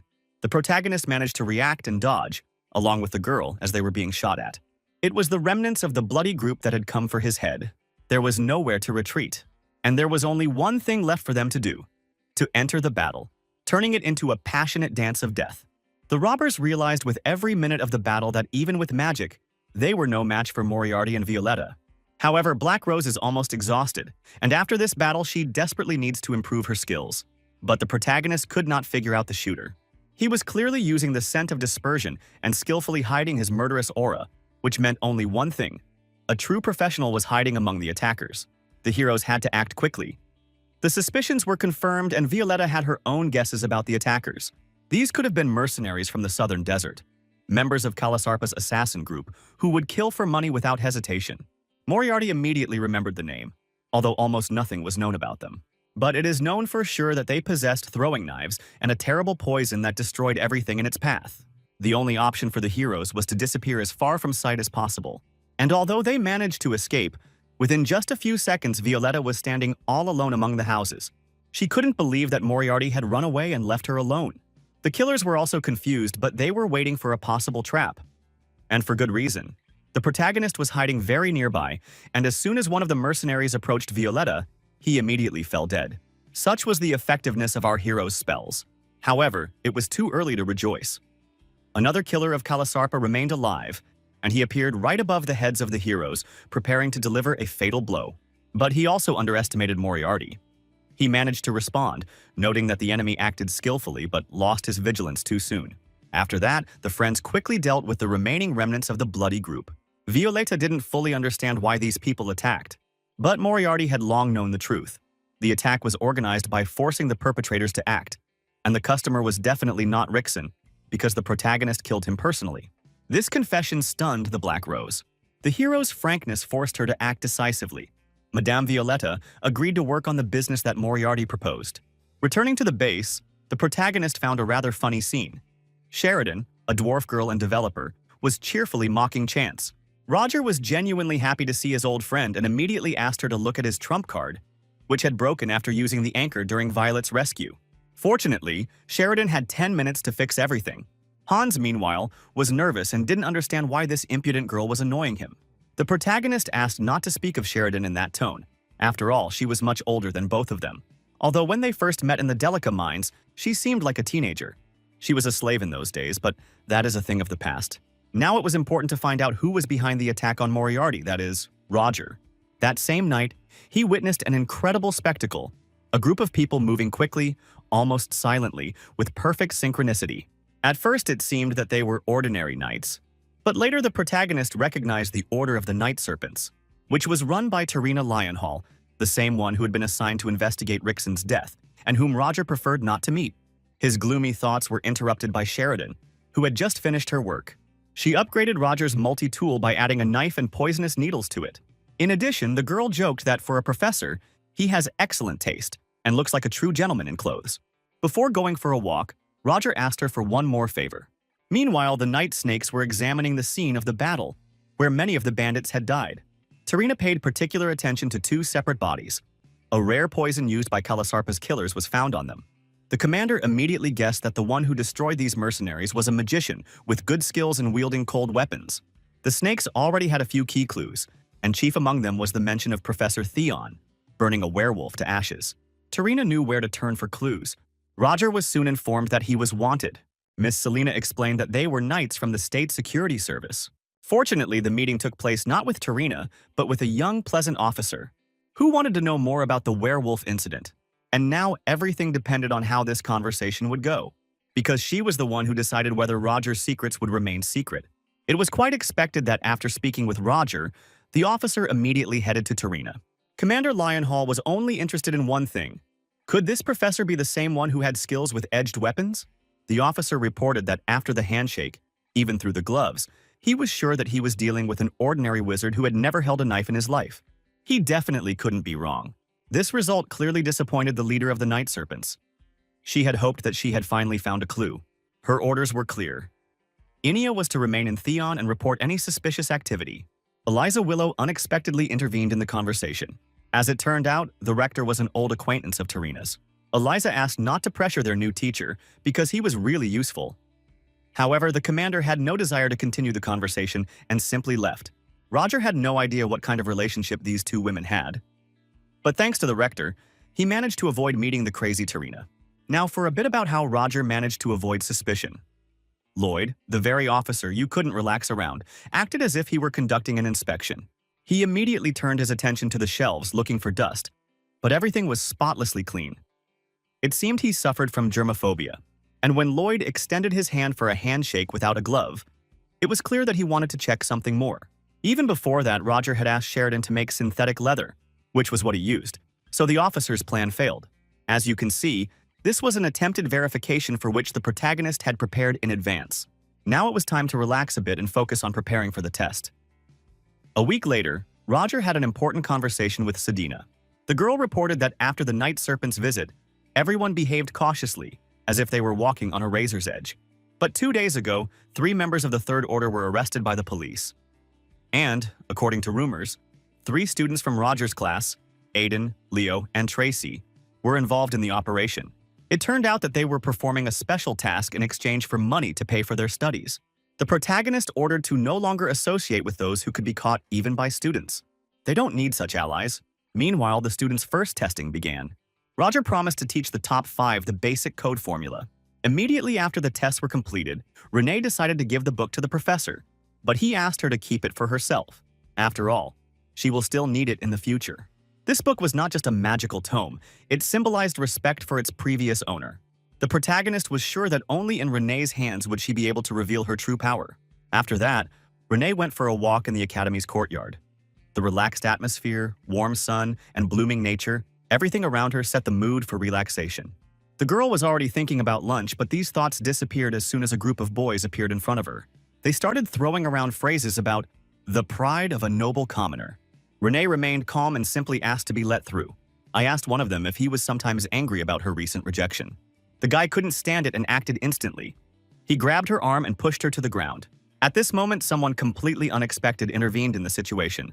Frieden Volberg himself. Renee was frightened, remembering the rumors about his hatred of the commoners. But Frieden just calmly asked what happened. It immediately became clear to him that the girl had been abused. As soon as the culprit began to make excuses, Volberg silently cast a spell that silenced the boy, and he threw it in his direction that the real trash is not the commoners but the nobles who disgrace their name with such actions. When they were alone, Renee thanked him sincerely for his help. However, the story did not end there. Since the girl's dinner was ruined, Frieden decided to help and took her to his secret place, allowing her to come there anytime, on the condition that she didn't tell anyone about him.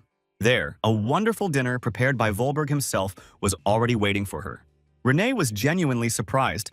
Frieden turned out to be nothing like the rumors had painted him to be, and it became clear, not everything they say is worth believing. At this same time, Professor Roger had another important task. Miss Selina was very nervous about her first exam and asked Khaleesi to see how everything would go.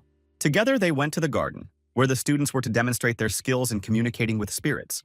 Selena decided to set an example first, and as soon as she finished her demonstration, the students got down to business. After that, she invited Roger to join in. But he just joked, saying the spirits didn't like him very much. In fact, only low-ranking spirits were afraid of him, while medium-ranking spirits reacted calmly. When Selena calmed down a bit, Roger finally breathed a sigh of relief.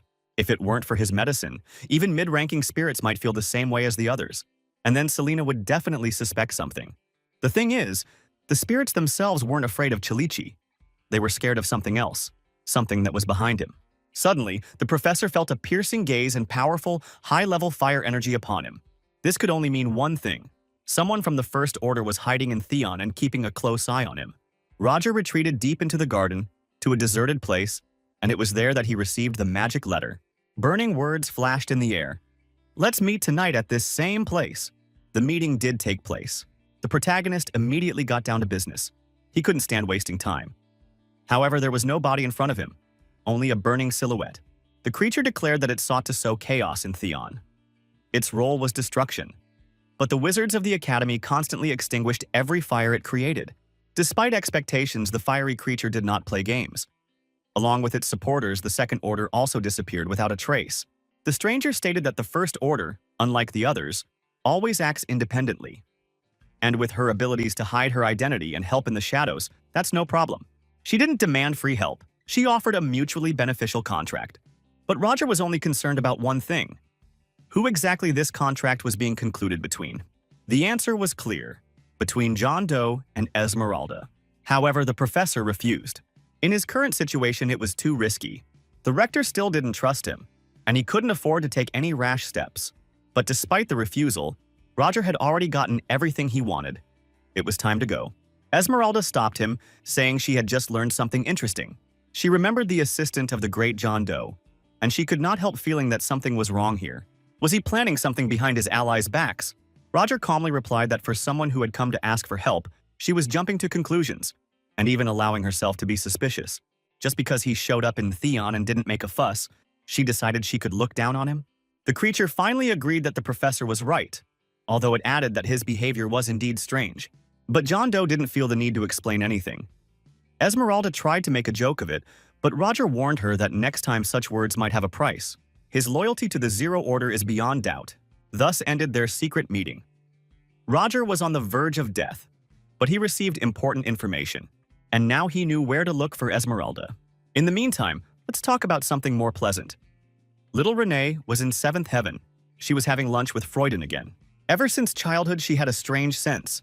She could unerringly sense when someone had evil intentions towards her. The only people who treated her sincerely without ulterior motives were Elendel and Freuden, and Professor Roger, although the latter seemed to feel more guilt than tenderness toward her, and it remained a mystery to her. Suddenly, the girl met a stranger. He surprisingly knew that she had just had lunch with Freuden. Henry introduced himself and asked us not to be afraid. The guy said he wanted to improve the relationship and offered her a part-time job. There was a hint of resentment in his words. It seemed he was shocked that his friend was spending so much time with a simple girl. But what interested him most was her answer about work. Afterwards, there was a party for Theon's professors. All the stars of the Academy gathered, and of course, Roger Salishi was among them. Well, the party turned out to be quite expected. All the professors were busy looking for profitable connections among investors and patrons of the Academy. And Roger, instead of social conversations, had another goal: to assess the situation, and only then set off in search of the mysterious Esmeralda. His appearance and cold gaze clearly hinted that he was in no mood for conversation, and no one was in a hurry to engage him. However, there were incidents. Roger immediately noticed how some arrogant gentleman had taken a liking to Miss Selena. Of course, he couldn't leave his girlfriend without support. His words were clear and cold, but it didn't occur to the smug nobleman that this lady already had an escort. The verbal exchange quickly escalated into a conflict, with derogatory remarks about Professor Kellichi's status. The rector took control of the situation. Mrs. Eliza immediately recognized the boy, the son of Chief Luke himself, and she had a strong argument up her sleeve. The father immediately apologized for his son's behavior, but simply covering up the scandal would be unfair to Roger. So the rector proposed a fair duel. The protagonist was a little worried. He wanted to close this story as soon as possible and get back to his business. However, it was not the master himself who came out to the duel, but his assistant, an experienced wizard. One blow was enough, and Roger was back on his horse. With a sigh of relief, he finally took a calm breath. And Selena, without wasting any time, headed to meet the professors of animism.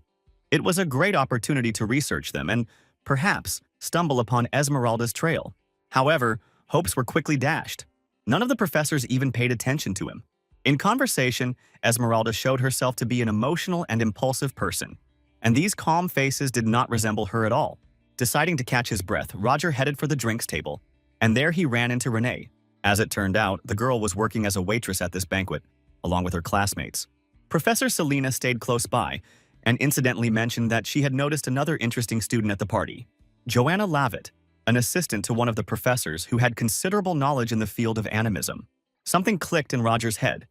He suddenly realized that he had completely forgotten about the students. Esmeralda was a high-ranking magician, but was probably hiding under someone else's name, and Joanna seemed to him too suspicious. No matter how suspicious Joanna Lavitt seemed, she was simply doing her job. It seems Roger was fixated on the wrong thing and lost sight of the really important details. While listening to the conversations of the wealthy guests, he accidentally heard that Violetta, also known as the Black Rose, had already actively taken to the stage. Her clothing business was starting to gain momentum and was attracting more and more attention. What now looked like a quiet activity could soon grow into a powerful wave capable of changing the course of events. Suddenly, Roger felt sick.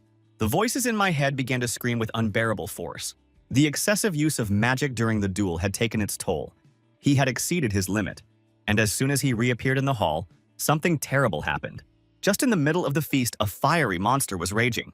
Roger immediately understood that it was Esmeralda's handiwork. The professors immediately intervened. They summoned the spirits of wind and water and tried to stop the creature. But this creature wasn't just fiery, it was like magma. And this already indicated that they were facing a 6th-rank spirit, one of the most dangerous. Another disturbing detail was the creature's form. It looked like a human, not an animal, as is usually the case with spirits. Moreover, she had no lower body at all, as if she had been conjured up by some medium. What alarmed Roger most was the silver tray in the center of the table. It was probably the source of the summons. All signs pointed to Joanna Lavitt. She was clearly Esmeralda. It was impossible to catch up with her now. She had disappeared. But Roger noticed something else. Renee was under the rubble. She tried to stand up, but her legs wouldn't obey her. Another second and the heat could have burned her. But the professor was in time. He rushed to her and pulled her out of the wreckage. Her injuries were minor, so Roger immediately treated them with medicine. But Renee couldn't shake the strange feeling. She asked if they had met him before. The question threw the professor off balance. He sharply replied that she was mistaken and ordered her to leave the dangerous place as soon as possible. And he himself went to the last move. Roger uttered a familiar spell, Eter Nocturus. This was the end of the fire monster's performance. However, before that, the professors of animism tried their best to protect themselves from the creature. The water spirits they summoned only caused minor damage to the monster. One of the teachers realized that the situation was becoming critical, and the rector had long since left the banquet. And just then, like a spark of hope, Roger Salisi appeared from the shadows. The protagonist immediately rushed to attack, and another professor noticed something strange. The spirit seemed to be trying to protect something or someone. It later became apparent. The creature had been summoned through a medium. Roger used a cunning trick to destroy her from the inside. The monster, addressing people, called them treacherous and promised to burn everything to the ground, to which Roger challenged him, saying, "Let him try if he can." The creature replied that it would definitely witness their death. But those were her last words. The spirit was destroyed. As it turned out, Roger was right. The creature was indeed connected to the medium. The elf professor did not notice this connection. He, relying only on his knowledge of animism, did not even consider other options. After all, spirits are usually manifestations of nature and are indifferent to people. But this time, things were different. And it was thanks to Roger's intervention that the damage was minimized. The elf particularly noted the magic that Chalichi used at the end. The protagonist's reaction was sharp, but the professor asked him not to be nervous. He said he had seen a lot at his age, and while most wizards take a long time to learn, no one masters magic as instinctively as Roger. This only happens with an innate gift for spatial perception. Suddenly, the elf asked an unexpected question. How was Mr. Chalichi feeling? He was referring to the symptoms that appear when you use magic in an exhausted state. For example, strange sounds. Perhaps he was worried for no reason, but sometimes people appear with thinking that is far ahead of the average. The world calls such people geniuses, although this is not entirely true. Geniuses are those who, in order to reveal their potential, break down internal barriers. And there are those for whom such barriers do not exist at all. Roger was surprised by this thought, although it seemed quite encouraging. The professor agreed. At first, it may seem like a blessing, but people don't realize that this barrier is also a wall that protects them.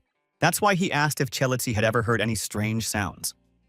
The protagonist calmly replied that it had nothing to do with him, but he was genuinely interested in whether there was anything that could complement this theory. Unfortunately, that's all the elf was told in his youth. He was impressed by Roger Salishi's personality, but glad his worst guesses didn't come true. After all, an ordinary person definitely wouldn't be able to stand it with a sober head. But Roger insisted. He wanted to know more about the possible symptoms. So the elf suggested if a person starts hearing voices. So the next stage is the emergence of special vision, super-sensitive perception, and then contact with the gods themselves. Here is an interesting conversation that took place between two professors at Theon. It seems that very soon we will learn much more about the mysterious Roger Chelitsy. And for now, time for a little walk with Violetta. What can I tell you? Black Rose and its team did an incredible job in a short time. The street was completely reconstructed, expanded, and all conditions were created for it to soon be filled with artisans. Other groups have also begun to implement the protagonist's proposals. Kirukus is working on a musical that should replace the circus. And the elders are preparing a special magazine, a collection of fairy tales and stories by unknown writers. In addition, a new atelier has recently opened. At first, it will sell affordable clothing, and later it will invest in creating elite brands. Violetta was beaming with joy as she talked about all these changes. She had always dreamed of something like this. The protagonist invited her to meet her future partners. The first was Alex, a member of the Unknowns group. A true seducer and charmer, especially when it comes to women, he immediately introduced himself as a nobleman from the southern kingdom of Fatima and was happy to collaborate with Violetta. Roger immediately warned, this guy was still a scoundrel and a criminal. But let's move on to the most interesting part. Finally, all the members of the protagonist's group gathered together. The first to meet them were Hans and the elf Bellaluna Fatana, the madam responsible for the production of medicines and gunpowder. Next was Phantos, the usually silent giant. In his place, the little Arfa explained everything. Hans was not impressed by the boy and did not understand how he could have met Roger himself. And really, you'd be surprised, Roger was a father to him. Not biologically, but it was he who raised Arfa, passing on his principles. Harpa decided to introduce Phantos himself. He turned out to be a beast man. I think the name speaks for itself. He was often hired for hard physical labor, but even he was defeated by our hero and decided to serve him. In this team, Phantos will be the combat agent and second in power. And now, Violetta. The girl started to fidget, saying she just wanted to show Roger a new street. She wasn't sure if she should join in. But the protagonist was direct. He demanded a clear answer. And Black Rose made the right choice. She agreed. Now the Unknowns had a complete, perfect lineup. These people were the best possible. And very soon they were to raid the Kanst auction house. The protagonist had already prepared everything and knew exactly where their target was. After all the bright events, the usual academic routines came. But Roger did not lose his vigilance for a moment. He immediately became suspicious of Miss Selina's frequent meetings with Joanna Lovett. They were talking to some strange man. However, it later turned out that this was one of the victims during the feast. Esmeralda looked innocent and pretended to be awake. But Professor Selina was sincerely worried that she couldn't help in the battle. Roger reassured her. Because, unlike her, he himself did not know how to smile so sincerely or be kind to people. It was her calmness and attitude that helped support those present during the evacuation. Selina just tilted her head and whispered, wondering if she had the right to hear such words. The protagonist listened carefully to her experiences, and then both returned to their own affairs. Roger immediately tasked Sedina with finding out more about Joanna Lavett. Meanwhile, outside the auction house, Mr. Luke waited impatiently for his sworn competitors. And how surprised he was when they turned out to be Alex, who introduced himself as Lord Ara, and Phantos, his personal bodyguard. The cunning Alex pretended to be a businessman who had arrived for an important business meeting, although in reality he had a completely different purpose. He brought a suitcase with him, for which he urgently needed to find a safe place. Mr. Luke, not wanting to tarnish his reputation, offered to hide this special baggage in the basement. I won't go into all the details of the operation. I'm sure you're only interested in the most interesting things. So I'll be honest. Alex and Phantos reached the basement of the Kanst auction house without any difficulty, the exact place that was their goal. Thanks to this cunning foray, they were able to carefully study the interior and plan of the underground room. Everything was going smoothly and they were about to return. But suddenly Alex heard a voice that he couldn't confuse with anyone else's. It was Enya Joyner, his ex-girlfriend and a night serpent officer. Fortunately, everything went smoothly, and both managed to leave the building unnoticed. Now all that remained was to report everything down to the smallest detail. I'll try to be brief, but to the point. The auction house turned out to be exactly as it was on Roger's map. The storage area for valuables was divided into 3 separate rooms. The auction itself lasts 3 days, and each day, items from one of these rooms are put up for auction, starting with the first one. Their plan is scheduled to be implemented on the second day. But on the third day, security will be significantly strengthened. The protagonist hoped that no force majeure would arise. The information that had been gathered was not enough. All fears remained at the level of hypotheses, and the plan itself remained unchanged. Meanwhile, something interesting happened. A rather mysterious lady arrived in Leatherbeck. Her assistant Betty was not happy. The hostess had too much luggage, but the lady insisted that we had to hurry. It was about to start raining. And she was not mistaken. When she counted to 5, the sky really opened. However, the travelers remained dry. The lady hid with Betty under the magic dome. In fact, this woman is Casey Selmoy, a famous detective with the title Green Water of Celadon. She didn't arrive just like that. Something very strange has been happening in the city lately. The activity of suspicious operations has increased. Werewolves have appeared, but as it turned out, not ordinary ones. Besides, the last traces of James Moriarty lingered in Leatherwake. Casey was sure he was not dead. Her intuition and the evidence she had gathered said otherwise. 5 years ago, a tragedy occurred in the kingdom of Datura. Werewolves attacked the dead inhabitants during the so-called Bloody Night. Then a terrible monster appeared, the Beast of Gavauden. Abraham Van Helsing hunted it, but it later disappeared and was never seen again. Later, a mysterious thief with a black shadow appeared in the devastated country. Arsène Lupin. He operated for a year, stole many treasures, and also disappeared. 3 years ago, someone tried to start a war in the kingdom of Delica. And again, they disappeared without a trace. And recently, in Civil War-torn Utah, Machiavelli won and disappeared after the fighting ended. Casey suspected that all these figures were the same person. And now, this mysterious figure was heading towards Leatherwalk. In addition, the detective planned to stop at the Kanst auction house. At the same time, our protagonist group was starting an operation. The first step is to get the elevator key. The operation began without complications. Violetta reached the guard's room and seduced him without much effort. As soon as the man wanted to play the game, the Black Rose instantly knocked him out with one precise blow. In the same room, she found the key she needed. Meanwhile, the auction was beginning in the main hall. Hundreds of guests gathered for the sake of undiscovered treasures. Among those present was the third princess, and now a student of Theon, who watched with curiosity. But her enthusiasm was quickly dispelled by Casey. The detective noticed that the Mermaid's Tear, the main lot of the exhibition, was a fake. She also understood perfectly well that the princess was already fed up with this event. Elendil did not know Casey and had never met her before, so the detective decided to impress the girl.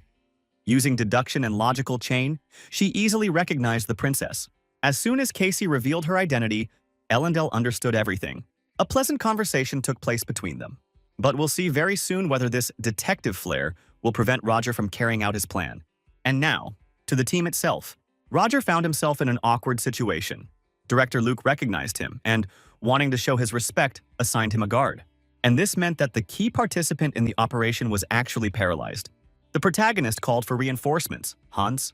He was the one who was supposed to help, but he also had problems with the movement device. Together with Kafka, they tried to figure out what went wrong. Due to a small noise, one of the guards drew attention to the strangers in the alley. Kafka came out first to intercept him. The surprise caused by the child's presence momentarily confused the officer, and that second was enough for him to lose consciousness. The guys dragged the guard to the trash cans, but within a moment his partner began calling for his comrade. That's when Kafka's rare talent for perfect voice imitation came in handy. Thanks to this, they were able to avoid publicity and return to setting up the device. At the same time, Alex and Violetta passed each other in the hallway. The guy pretended they were strangers and politely asked if she was okay. Black Rose thanked her for the rescue. The operation was finally moving forward. Alex headed for the elevator. Sheridan was to be the next to be nominated. After that, the second part of the operation immediately started. Sheridan released tear gas, and panic broke out in the corridors. Everyone rushed to flee, but Alex and Fatos had to take care of the guards. They pretended to be lost. Alex assumed his usual role as an Oriental merchant and began asking where Evan Luke could be found. As soon as the guards thought for a moment, Fados acted with lightning speed. His blows left dents even on armor. The next step was the release of Hans and Kafka, and the protagonist at this time was closely monitoring the progress of the auction.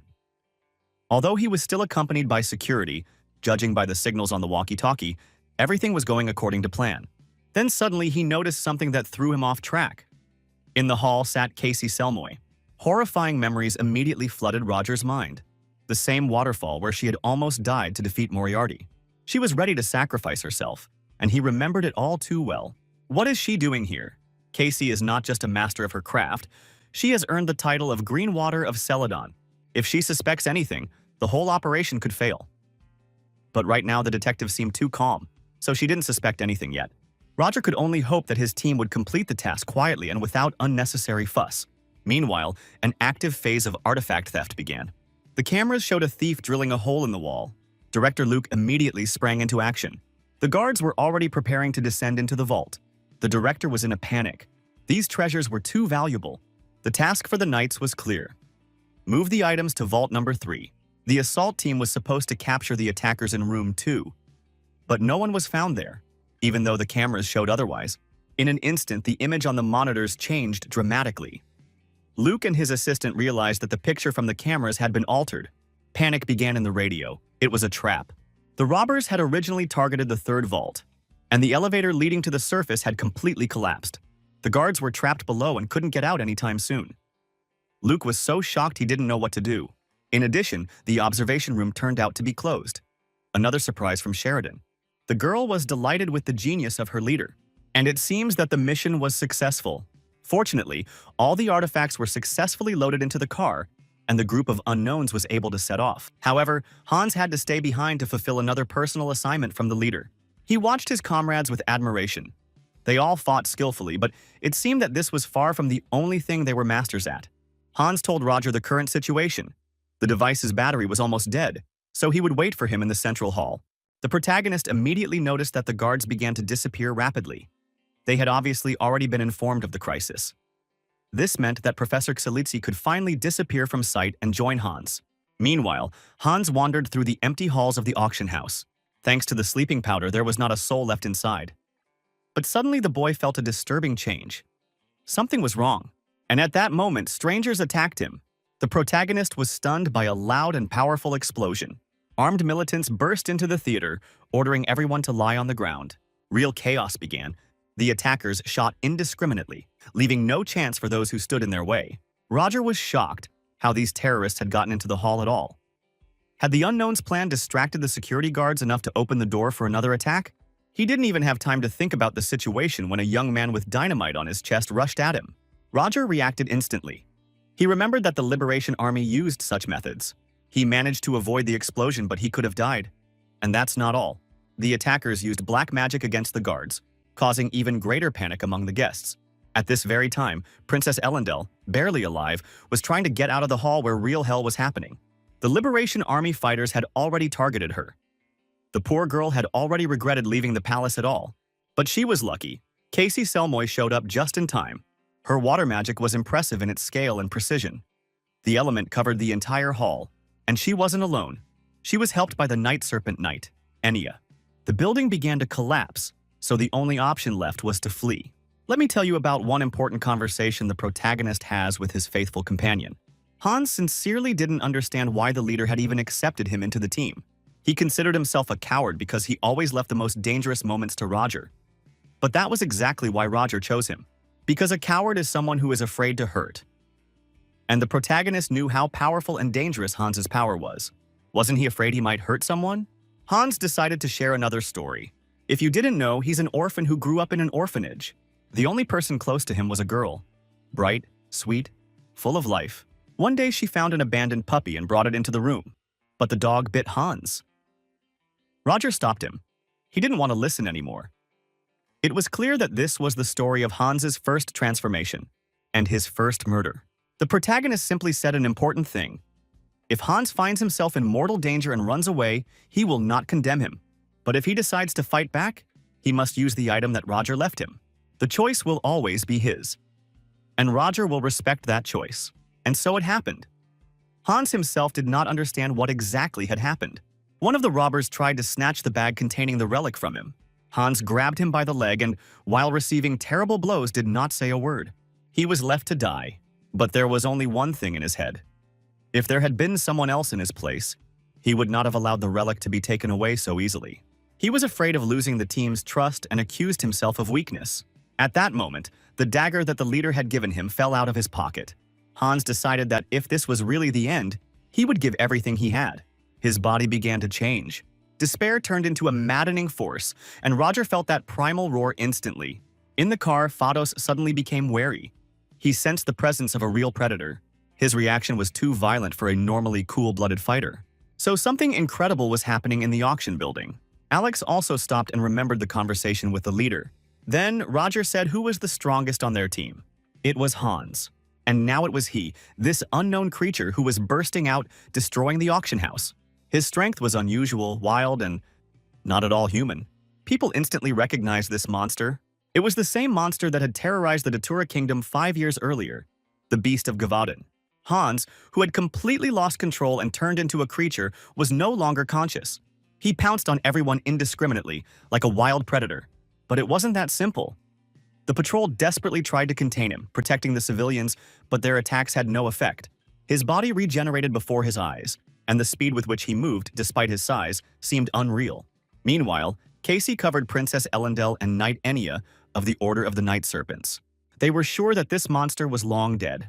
After all, Casey herself had once seen his stuffed animal in the Datura Museum. But although the monster resembled the Beast of Gavaden, there were still differences between them. And that was the most disturbing thing.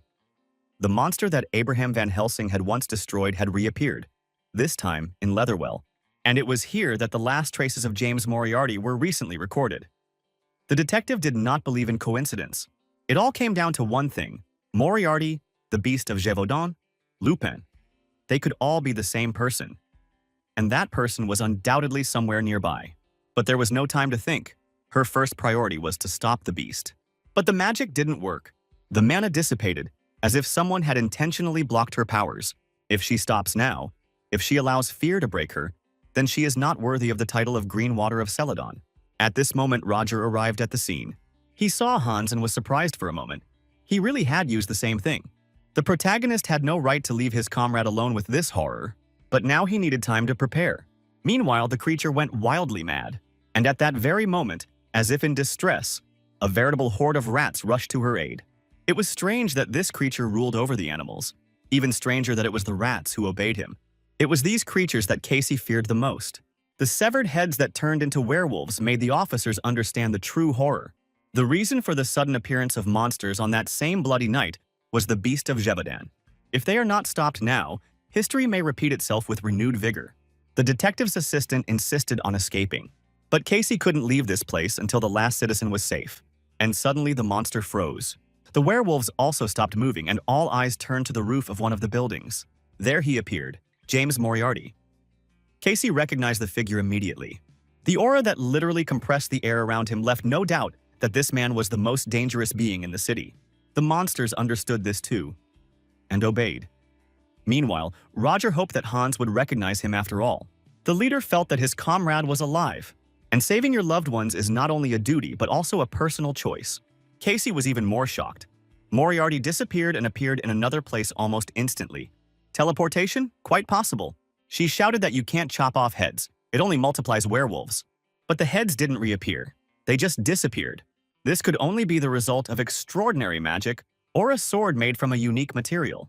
The fight was a real spectacle. People, without expecting it, began to trust Moriarty. His only goal was to destroy the beast. And as painful as it was to admit, he really knew what he was doing. Unexpectedly, Roger activated some substance. Gas began to spread around him. It seems that he had a cunning plan against the monster. Of course, this version of the Beast of Gévaudan was much smarter than the original, but even it understood. Its strength was running out. Roger's blows were precise and merciless. It was dangerous to distract the beast. But even so, he managed to summon a new wave of werewolves. However, Roger was already prepared for this. The area was teeming with monsters, werewolves, and rats. There were an incredible number of them, but for Roger, this was no longer an obstacle. It seems the finale has come for the Beast of Gevaudan. The protagonist stopped in front of him, coldly considering his final move. Now this monster has no defense left, no chance. The impact of his power ripped through the beast's body, leaving deep wounds that even regeneration could not heal. The creature roared, refusing to give up, as if it wanted to die standing. But Roger knew enough was enough. He ordered Hans, in the monster's body, to stop the noise, to get out of this form before it was too late. This was not his body, not his essence. The final, control shot sent the monster falling. Its body hit the ground, kicking up a cloud of dust. And at that very moment, a metal object flew into his back. An antidote. A rapid transformation began. Muscles contracted, fur disappeared, bones broke, returning to human form. Roger's assistants arrived just in time. Everything was under control. They instantly grabbed the unconscious Hans, whose body was still shaking from the exertion, and began to retreat. The knights, the guests, all the survivors could not believe it. The monster had disappeared. He was no longer there. But his comrades were worried. Hans had been hit in the body with a harpoon.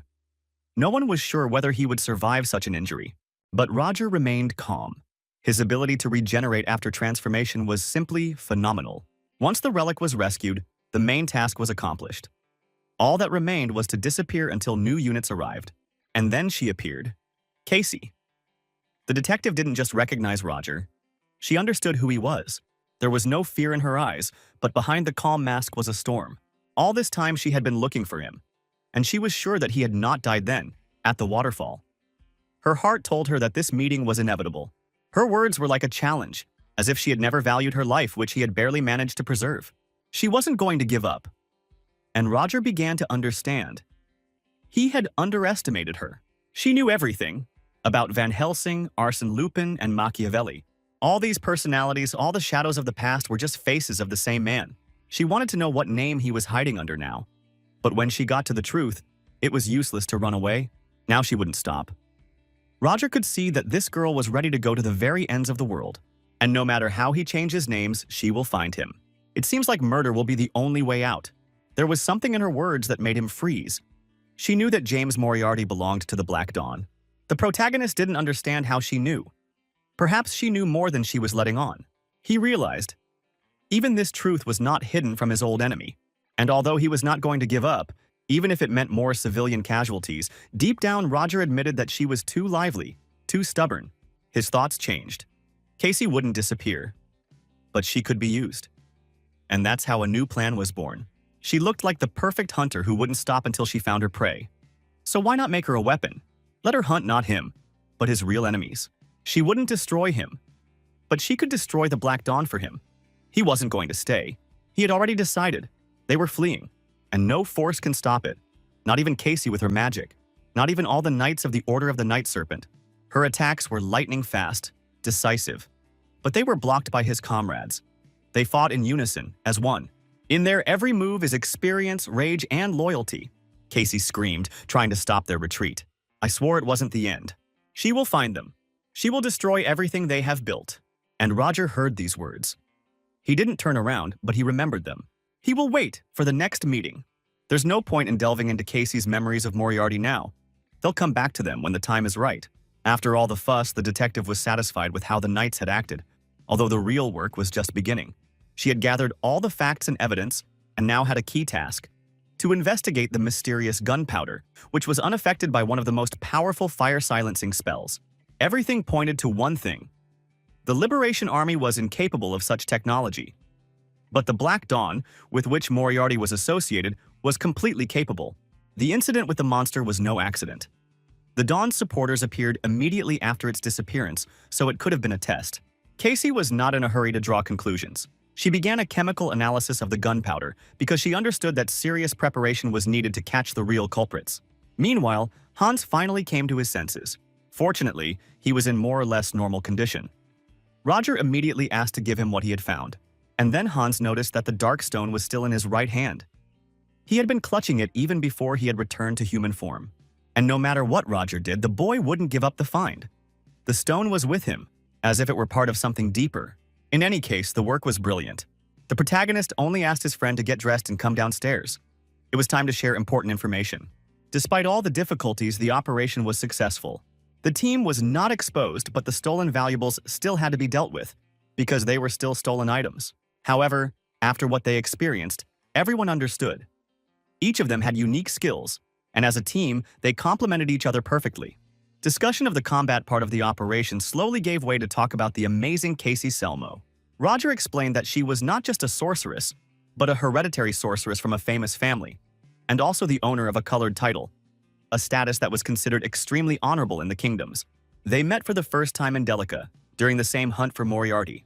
Meanwhile, at the other end of Leatherveck, Princess Ellendale was calling for help in a panic. She had found Betty, the detective's assistant, dead. A knight of the Order of the Night Serpents instantly rushed to check on her condition. However, Casey didn't seem worried.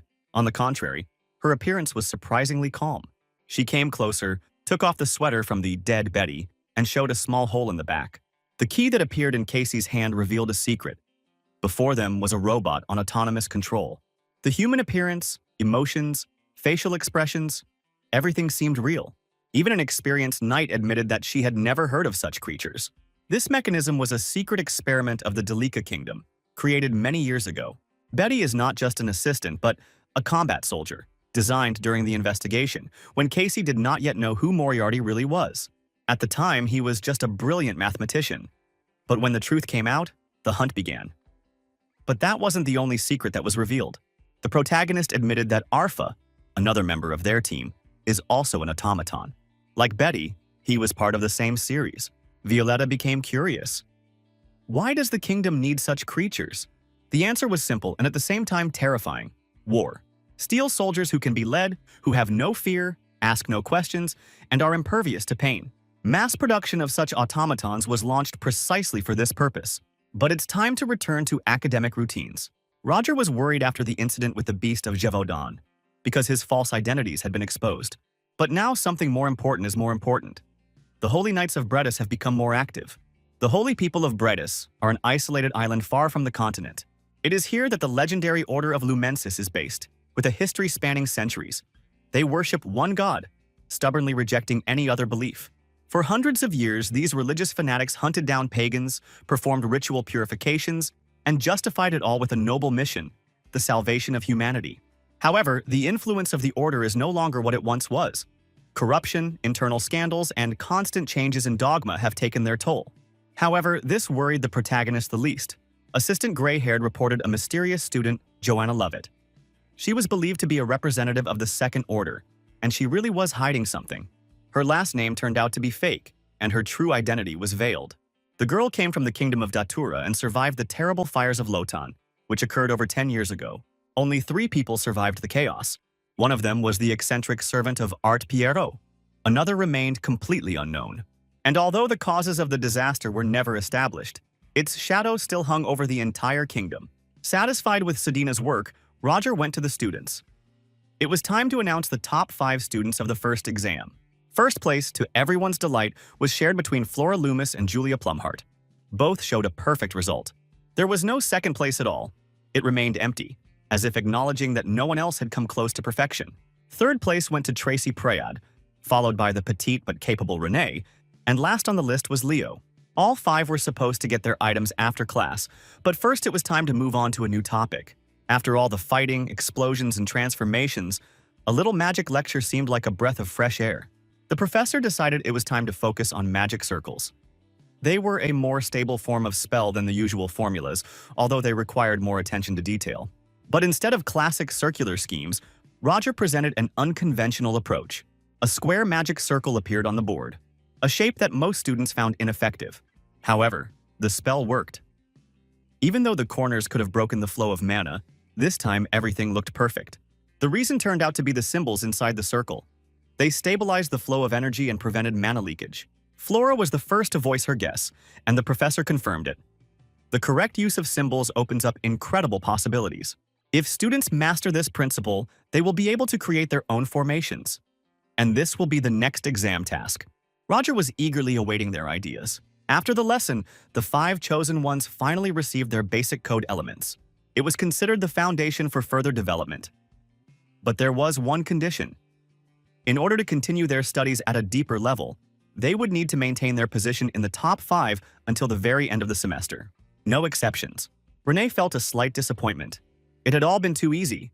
She didn't even manage to ask the professor everything that had been bothering her for a long time. She was distracted after class when Princess Elendel suddenly invited her to dinner. But Renee already had arrangements with someone else. And although the girl expected insult or disappointment, the princess's reaction was surprisingly warm. She simply wished her a good day.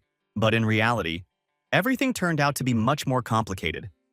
Elendel followed her silently, watching from the shadows of the trees and wondering who could have so captivated her naive, innocent Renee. Something was boiling inside the princess, but her thoughts were interrupted by a voice behind her.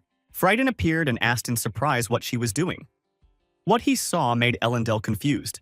The flowers in the field, the strange atmosphere. Was he really the one who was going to have lunch with Renee?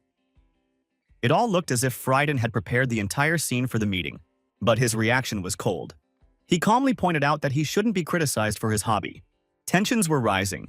The princess was already upset about Renee, and now she had unwittingly revealed one of her own secrets, and this made Frieden very angry.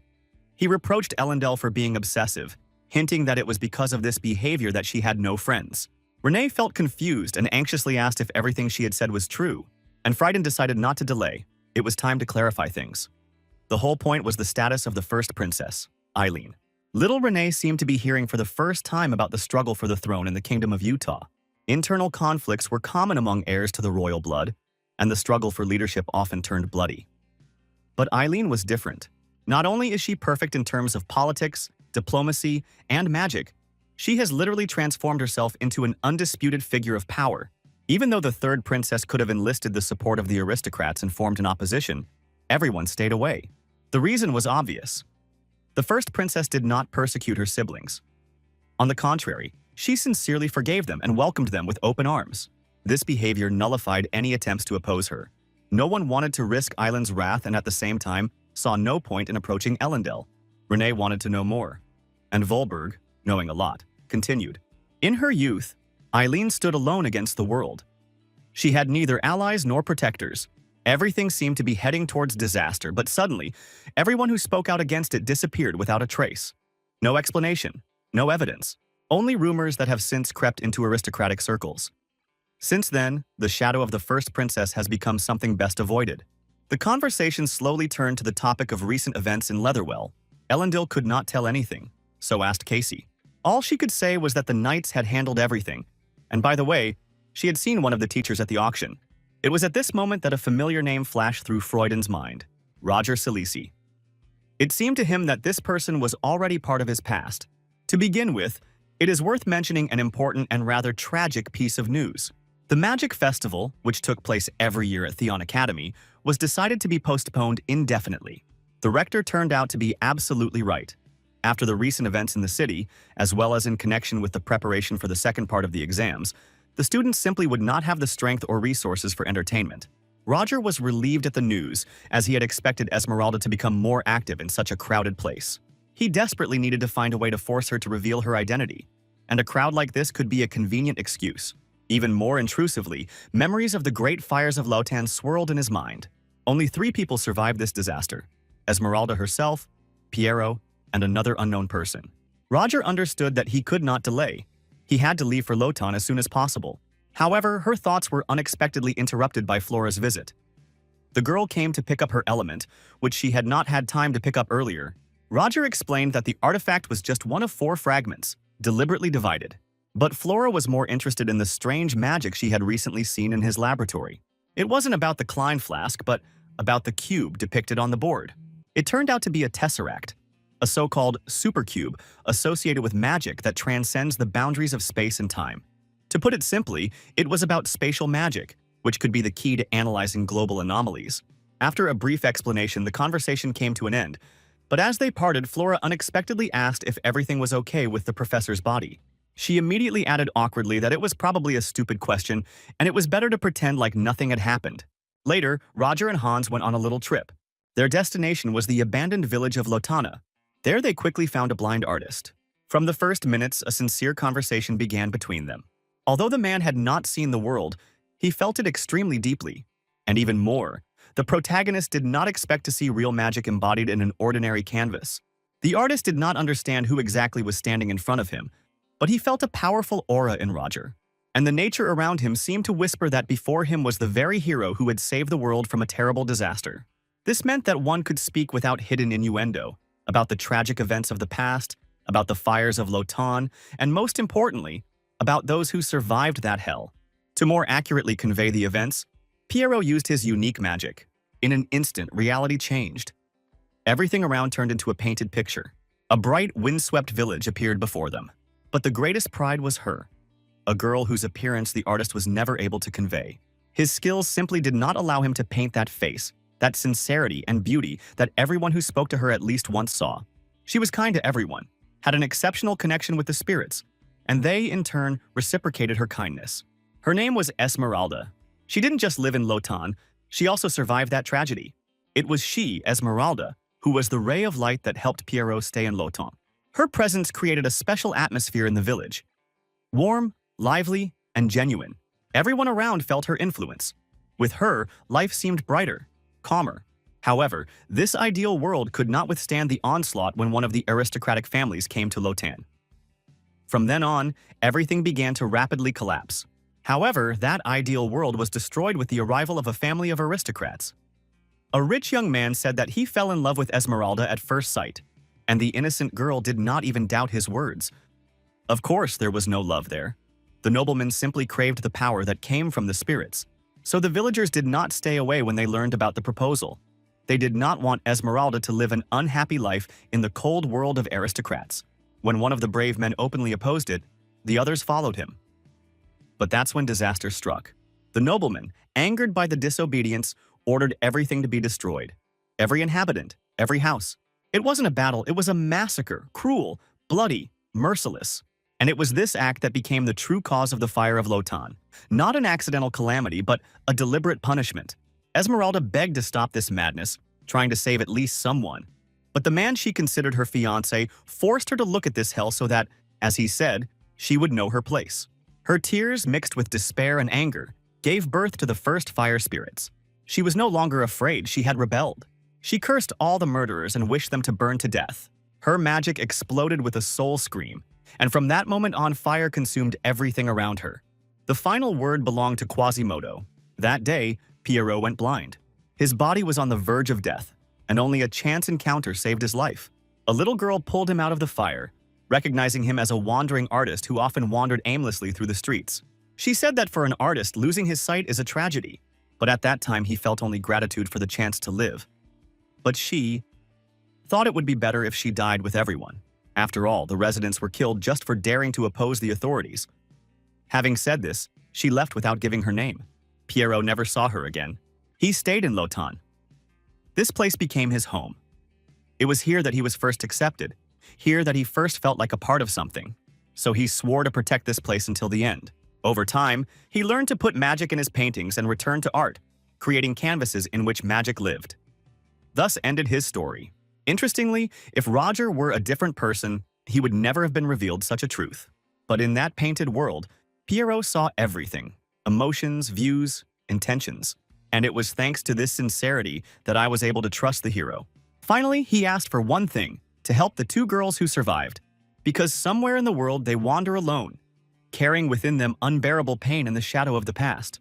Well, there are so many exciting events happening around, but it's time to return to the students of Theon Academy. They were starting the second stage of their exams, and, as everyone knows, their task was to create a magic circle. Flora Loomis chose hexagons that resembled a turtle shell and made no mistakes in her calculations. Her work was brilliant, so the girl deservedly received the highest grade. After a long list of students, only little Renee was left in line. She was quite surprised. Her magic circle was not depicted at all. Immediately, whispers and discussion arose among the students. However, the girl explained that she had created a circle, but its structure was too complex for a simple drawing, so she intended to use the space to showcase her concept. Renee thought for a long time about how best to implement her idea. But it was the book about attributeless magic that became the inspiration that helped. The protagonist was genuinely surprised when he saw a three-dimensional magic circle in front of him. Professor Roger even regretted that the highest grade was only an A with a plus. It was truly exceptional work. It turned out that Renee's mana acted instinctively, without direct control on her part. The book probably only activated hidden potential. Previously, it was believed that attributeless magic was inferior to ordinary attributes. But as soon as its bearer created a complex three-dimensional magic circle, it became obvious that this was not a weakness, but a special kind of magic, perhaps related to spatial magic. Although such magic is not officially recognized in this world, the protagonist himself once created something similar. And if Renee's abilities are truly related to spatial changes, then her power will become invaluable. But it is worth mentioning another incident that happened during the next exam. Once everyone had completed the written part, the teacher decided to touch on the topic of mana transfer, a complex process of interaction between two people. In case of problems in the process, a strange phenomenon may occur: complete amnesia. A former student gave Madame Marisa talismans that can partially simulate this effect so that students can experience it for themselves. They were a new development and only worked in pairs. Two students had already tested the talismans, and the girl learned about the boy's betrayal. Now it was the turn of the third princess and Renee. The girls poured some mana into the talismans, and immediately a strange feeling appeared, as if a very long time had passed. Renee muttered something about Elendil's birthday, saying she shouldn't invite students she barely knew. The princess, in turn, saw images from Renee's head, memories that seemed like the distant past. I expected to see the events through the eyes of the girl herself, but it turned out that I was watching from the sidelines. Perhaps the prospect of her mother appeared before her. There was a hut in the meadow where they were alone. The happiness in their eyes was real, and Renee seemed completely tiny. However, the girl did not understand what the princess was talking about. After all, she grew up alone, without parents. Elendil was stunned. Did Renee really have no memory of her parents? However, she knew well that visions during amnesia could not be fabricated. They were the transmission of true memories through magical power. The girl still remembered her teacher, who had educated her since she was 10 years old. But her memory of that time remained blank. Elendil suspected that it was that mentor who might have been responsible for the loss of her memories. The very fact that Renee couldn't remember her mother scared her to death. But the princess tried to calm her friend down. Memory can always be restored, and perhaps the girl's parents were still alive. She truly wanted to help because, for her, Renee had become the first true friend in Theon. Frighten did not expect to meet Elendil again in his cozy shelter. But he didn't come alone either. With him was Henry Presto, the same guy who had recently helped Renee with her part-time job. And, like last time, the guy had another offer. Renee immediately agreed without thinking. Frighten sarcastically remarked that the princess seemed to have forgotten that commoners did not have the same privileges as she did. Despite the improvement in the situation thanks to the rector, the gap between classes remained deep. In the end, young Volberg decided to leave. It became difficult to relax in his place because of some of the guests, and time was running out. He had another conversation about marriage waiting for him. The Loomis family insisted on strengthening ties through a wedding, and this was not the first time. Frieden was surprised when Flora herself appeared. Just recently, she had been turning up her nose disdainfully. The guy decided to touch on the topic of Roger Celici. He was interested in learning more about the professor, but the girl remained cold. She was only interested in the reason for refusing the marriage. Frieden muttered something about how he was going to refuse anyway, and that was why the dinner was so bland. He planned to just run away. Before leaving, Flora asked one more question. She was interested in the mandrake. She had heard that the dried plant had a good effect on the body, and she wanted to know where she could get it. Meanwhile, the protagonist is puzzled by the news that duels between professors are to take place at the festival. Roger had enough to worry about without this incident. The silence from Black Dawn after the banquet incident was particularly alarming. There was a feeling that Esmeralda was already planning something, but his thoughts were interrupted when Hans suddenly called out to him. Finally, I managed to find someone who fit the description. 2 hours later, Roger was standing in front of the right house. The owner ignored him at first, but then the door burst open, and the magic blow almost hit the guest. The protagonist managed to defend himself and immediately grabbed the owner, calming him down. He didn't need conflict. He just wanted to talk to Professor Crollo Fabius. I will tell you briefly about the ducal family of Fabius. Roger remembered well how, after the Bloody Night, all the aristocracy had disappeared from the kingdom of Dattera. Hans studied this phenomenon for a long time and found out that starting from a certain day, members of the Fabius family disappeared one by one without a trace. People began to whisper about the curse, and not without reason. A fire suddenly broke out in their estate. It was then that the last official head of the family burned to death. Only one of them survived. The most interesting thing is that he lived among everyone, right here in Theon. The protagonist acted cautiously and thoughtfully during the meeting. He showed a badge that is only given to members of the secret forces. Krolla was genuinely happy to think that Roger had come to protect him.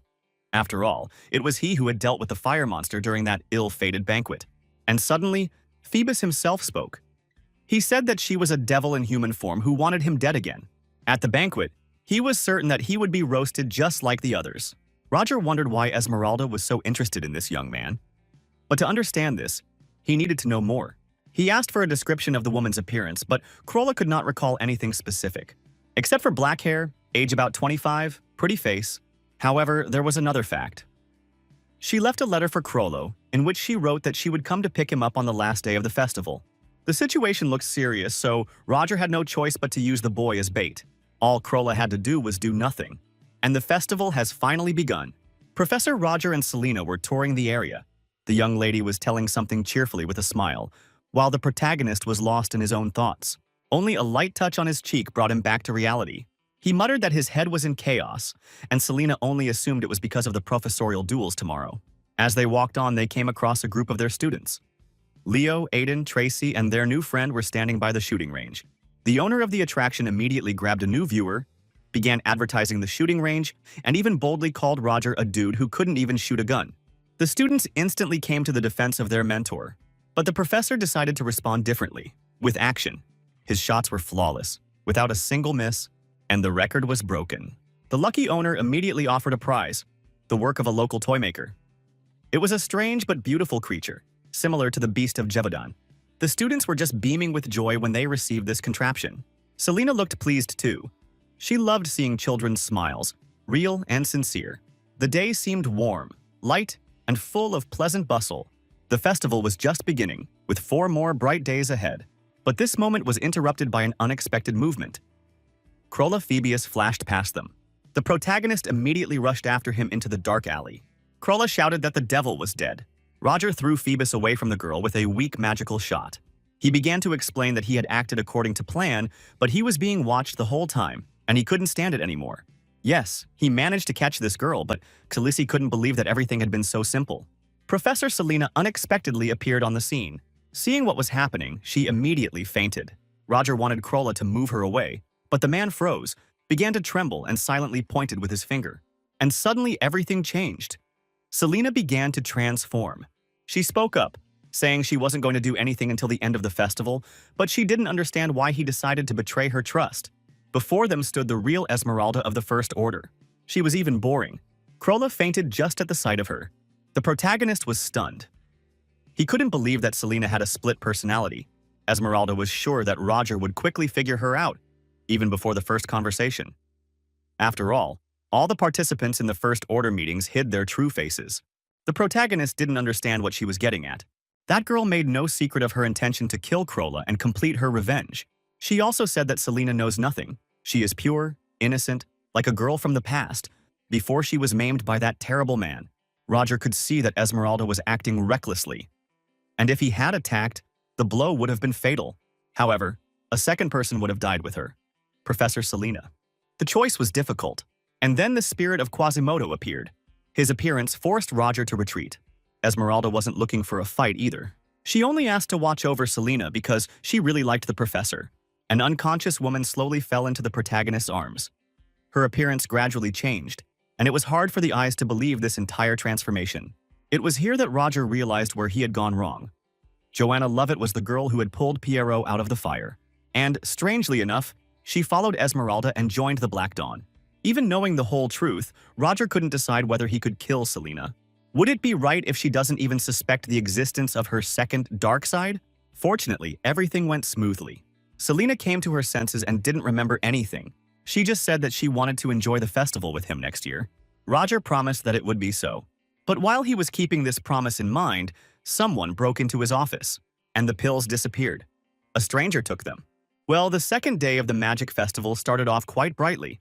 Almost the entire academy gathered in the arena stands. Everyone was waiting for the duel between the professors. Moreover, among the guests were many important and famous people from all over the empire. Even representatives of the great ducal families came. Everyone was eagerly awaiting the opening of the competition. The first to enter the arena were the freshman mentor Matthew and the popular newcomer among the professors, Roger Kellichi. It seems that this battle will not be easy, although the protagonist himself was not eager to waste his strength for the sake of the audience. Roger tried his best to show that he was ready to lose and accept defeat. But his opponent was afraid, suspecting that Saliti was up to something. As a result, His strongest attack turned out to be too weak for Roger. The protagonist had to win, even though he expected to lose in the next round. And the second duel was disappointing. He wasn't even given a chance to lose with dignity. So, Roger made it to the finals. It wasn't easy, as he was literally absorbing mana with every breath. But when he returned to the office, the pills were gone. There were clear shoe marks on the floor, but surprisingly, the robber only took medicine. The final has begun, and the opponent was Mentor Devian. Before the fight, he decided to chat with the legendary Chelachi. Devian hinted that he knew everything, and pulled out a bottle of pills. Roger immediately understood who had entered his office, but he didn't understand how this guy had learned about his condition. He demanded that Deviant cancel the match and give the medicine, and then he would simply forget about the situation. But he only scoffed, saying he wasn't interested in any excuses. But Roger wasn't joking. He was serious and wanted to surrender before his magic completely disappeared. However, Devian was only happy, considering it a brilliant bluff. He activated a 4th-level protective spell, a powerful barrier that blocked both internal and external attacks. And yet suddenly something struck Roger. It turned out that Devian had a familiar, a snake that attacked from within. The protagonist understood that he would not last long without pills. He was getting worse and worse, and even the university president noticed it. However, no one stopped the duel. Suddenly, Devian saw something above Roger's head, a strange black hole. It seemed as if invisible voices were telling him to be quiet. A force of incredible magnitude and unknown origin burst onto the arena. But to the spectators, it seemed as if the bright sun had blinded the entire arena. But all that was visible to Mentor Devian was a giant black hole. The protagonist barely controlled himself, muttering quietly that he was right after all. You and I saw Roger's true power for the first time. And honestly, I was fascinated. How many more secrets was he hiding? But it is certain that he is indeed incredibly strong. In a moment, Roger pulled himself together, and all the magic immediately disappeared. Only Professor Deviant lay unconscious on the floor. It seemed that our professor's victory was undeniable. Later, everyone gathered in the medical department. The protagonist explained that it was a simple mental shock that would pass with time. The vice-chancellor, pathetic and self-righteous, tried to blame Roger. But the rector reminded him that it was he who did not allow the duel to be stopped. Besides, a bunch of people had already gathered at the medical center. Everyone wanted to see the unrivaled Roger Chelachi in person. The first to approach was Hibek Kata, the head of the ducal family. Grandpa mumbled something, but made it clear that the protagonist could always turn to him. Roger saw right through this sly man who just wanted to make a profitable contact. But Hibek was no fool and quickly backed down when he realized he wouldn't get anything just like that. And this meant that we were not just dealing with a representative of one of the 3 great ducal families. Despite his friendly demeanor, this man was carefully analyzing everything around him with every movement he made. Well, now Roger was going to go to Hans and Sheridan. But on the way, he accidentally met Flora. He warned her that her father was busy right now. The girl seemed offended and replied that she had not come to see him at all. Loomis seemed to accidentally mention that she also participated in battles and invited the professor to take a look if he was interested. After that, Roger went to his friend's house. It was time to organize a vacation for little Sheridan. They went to a golem exhibition held by Theon's professors. They demonstrated the latest development called DT-3000. If a mana stone was inserted inside as a fuel source, the golem's shape would change. The protagonist felt like this thing had come straight out of a Transformers movie. While Sheridan was admiring the exhibits, Roger noticed something frightening. Casey Selmoy. The protagonist tried to remain calm because she couldn't easily recognize him. Roger even decided to hide his identity using light magic. It's quite difficult for people to recognize someone who has changed even slightly. Although Professor Chelachi was still visibly nervous, he politely pointed out to Casey which direction the arena was. But the girl suddenly wondered if they had met before. My heart almost jumped. But the protagonist dryly replied that he was seeing her for the first time and hurried to leave. Selmoy asked him to stop because she recognized him as the professor. The detective quickly put her guesses together and calculated that it was Roger Chelachi in front of her. However, the hero was not going to linger and disappeared again. Casey was disappointed. She hadn't seen such a cold reaction to her phenomenal abilities in a long time, unless it's from James Moriarty. In the end, she left her business card and suggested that I contact her if the need arose. The protagonist understood that it could have been worse if she had exposed him completely, although maybe Selmoy just wanted to make friends. Roger advised Hans to lie down and get rid of the clothes they had worn during that affair. After all, even such trifles could become a clue. Casey should not be underestimated. After that, they watched Sheridan. The girl cheerfully shared her interests, and a large number of interested listeners gathered around. Hans noted that professorship was Roger's true calling. He smiled as if he were genuinely happy for him. He admitted that he himself would feel out of place in such surroundings. It was clear that Hans was a little jealous of the academy. Roger could feel the difference too. Against their backdrop, the students truly seemed like magical flowers growing in a peaceful, magical garden. But the troubles that existed outside the academy were not these children's fault. So why shouldn't they be happy and keep smiling? The main thing is whether he was prepared for the consequences. After all, he already had something in common with Professor Selena. The protagonist knew. He had already experienced something similar, and he understood that innocent people would suffer, no matter how hard he tried to avoid it. If you don't kill the enemy, you will die yourself. That's the way it is in this world, where death is always nearby. All these heavy thoughts were left behind. On the third day, a banquet was held in Theon under the open sky. That grandfather picked on Roger again, and this time the professor decided not to stand on ceremony, immediately asking what he wanted. Hebeck immediately understood his interlocutor's mood and admitted that he was only interested in the spectacle. It turned out that Grandpa knew Lumos well. He said that she had a unique talent, but life was cruel to her. Flora's family shunned her because she was illegitimate. Meanwhile, the girl herself tried to calm down. She wanted to say hello to her family at least once and show them how much she had changed. Flora was about to call her father, but her brother and younger sister were the first to notice her. They immediately began teasing the half-breed, and her father coldly asked what she wanted. Her voice trembled. She began to doubt why she had come at all, but a warm, confident touch saved her. Professor Roger asked if anyone had a problem with his student. The religious order of Lumensis, which oppresses demi-humans in the name of a single god, is guided by a special scripture about the true man. It is on this foundation that their church stands. They don't just shun others. Purebloods are considered the upper class, while demi-humans and their descendants belong to the lower. The church divides the world in two, not allowing any other views. It was not easy for Flora to grow up in a family of lumencists who oppressed her since childhood. The protagonist realized that perhaps this was why the girl was obsessed with learning. Shucks. She hoped that she would be recognized if she became the best student. But even if she succeeded, who would guarantee that her dream would actually come true? Roger acted impulsively. He understood that his intervention could only harm, but he could not turn a blind eye to the pain of others. Hebeck was surprised that Roger openly opposed the head of the Lumos family. Flora's father dryly replied that it was their family matter and asked not to interfere. But the protagonist was determined. As a professor, he could not stand aside. Unexpectedly, the younger sister intervened, speaking disparagingly of Flora and ridiculing her status. She introduced herself as Katrina Lumos and announced that she would be joining Theon next year. And she also demonstrated her abilities, hinting at a high level. The girl asked Roger to express his opinion as a professor at the academy. But the protagonist responded cunningly, completely criticizing her training. He especially emphasized that she had no right to discuss Flora at such a level. This caused a wave of discontent. People shouted that such behavior was unbecoming of Professor Theon. Hebeck intervened, asking everyone to calm down and made a light remark to Roger. The head of the family apologized for his youngest daughter, saying she had behaved too childishly, and then simply left. Now you have a better understanding of what Flora's life was like. Her father had no intention of forgiving the professor for such disrespect. In addition, Roger learned a lot of interesting things about Duke Caden. His faith bordered on fanaticism. Flora was lucky to avoid being branded. The mark was supposed to leave a mark on her body, but it didn't happen thanks to her late mother.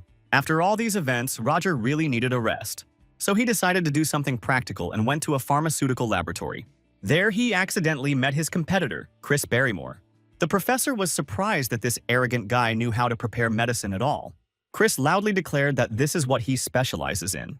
Roger couldn't help but tease the teacher a little, and he himself took up the task of preparing medicine from ingredients that, in principle, could have killed someone. Barrymore immediately pointed out that combining such ingredients could cause serious side effects. At first, Chris didn't intend to meddle in Roger's affairs, but he couldn't contain his curiosity. He carefully followed every move.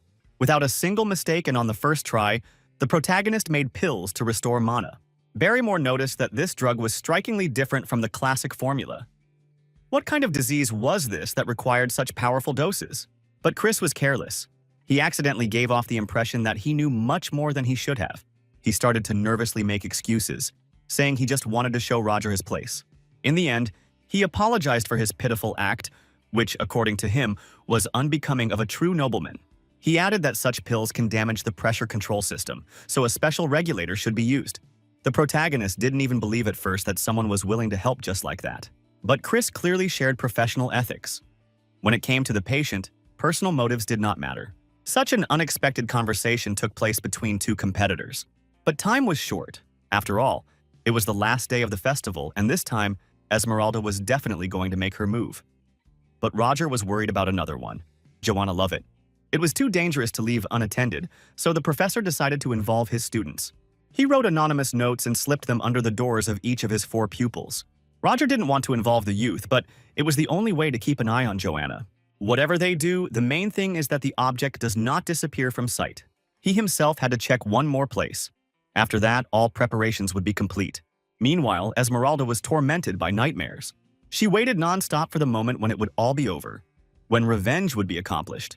But she had no idea what would happen next. If she didn't stop, she would eventually destroy herself completely and never be the person she once was. Selena is a part of her that she created out of pain and an attempt to return to purity. Of course, she wanted to remain kind and naive. Esmeralda seriously considered stopping right now, but Quasimodo instantly suppressed these thoughts. He was shocked that she could even think of forgiving the one who was responsible for the deaths of her loved ones. The pressure from this strong spirit only reinforced her conviction. Revenge was her duty. And now the last night of the festival has arrived. Miss Selena quietly disappeared from the noisy crowd and quickly headed straight for the house of Crollo Fabius. Strangely, when Esmeralda entered the room, there was no one inside. But she definitely felt someone's presence. There was still a trace of something dark in the air. Meanwhile, Crollo hurried after a whole flock of mice, as if he were being led by some invisible guide. Mr. Fabius was even glad that at least someone hadn't left him alone. At this time, Hans informed Roger that the witch was almost there. The protagonist nodded in satisfaction. It was time to begin the operation. Even the students believed the notes and already set out in search of dangerous terrorists. Their surprise was incredible when they saw Joanna Lovett, together with strangers who definitely don't look like peaceful festival guests. But Crollo was out of luck. He ran to the abandoned hangar, where Esmeralda was already waiting for him. She appeared like a shadow, noting with displeasure that the boy still hadn't learned how to run properly. Phoebus cried out in despair, asking why she was chasing him. Hadn't she had enough? How far would he have to fall to make it stop? Yes, he had wiped out the entire village, but he had the right to do so. He was an aristocrat. The common people had interfered in their own affairs. It was their own fault. He believed that it was she who had ruined everything.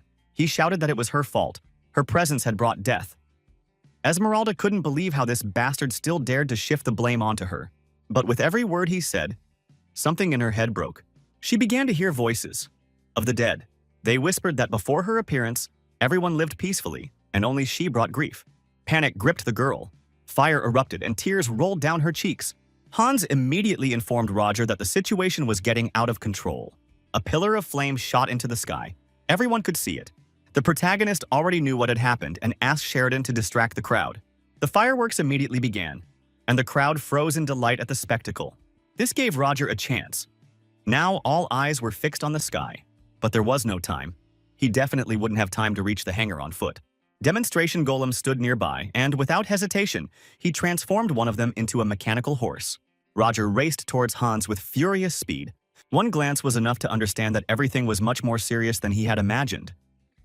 Quasimodo, the same spirit, was already there. Roger tried to talk to him, assuring him that he only wanted to help. And it seemed to him that the monster understood him at least a little. It's even a little strange. Everything didn't go according to plan, but that was precisely his advantage. Now he had a chance to make things right. However, getting close to Esmeralda proved difficult. Quasimodo didn't believe him from the very beginning, and wasn't going to let a stranger near the one he was guarding.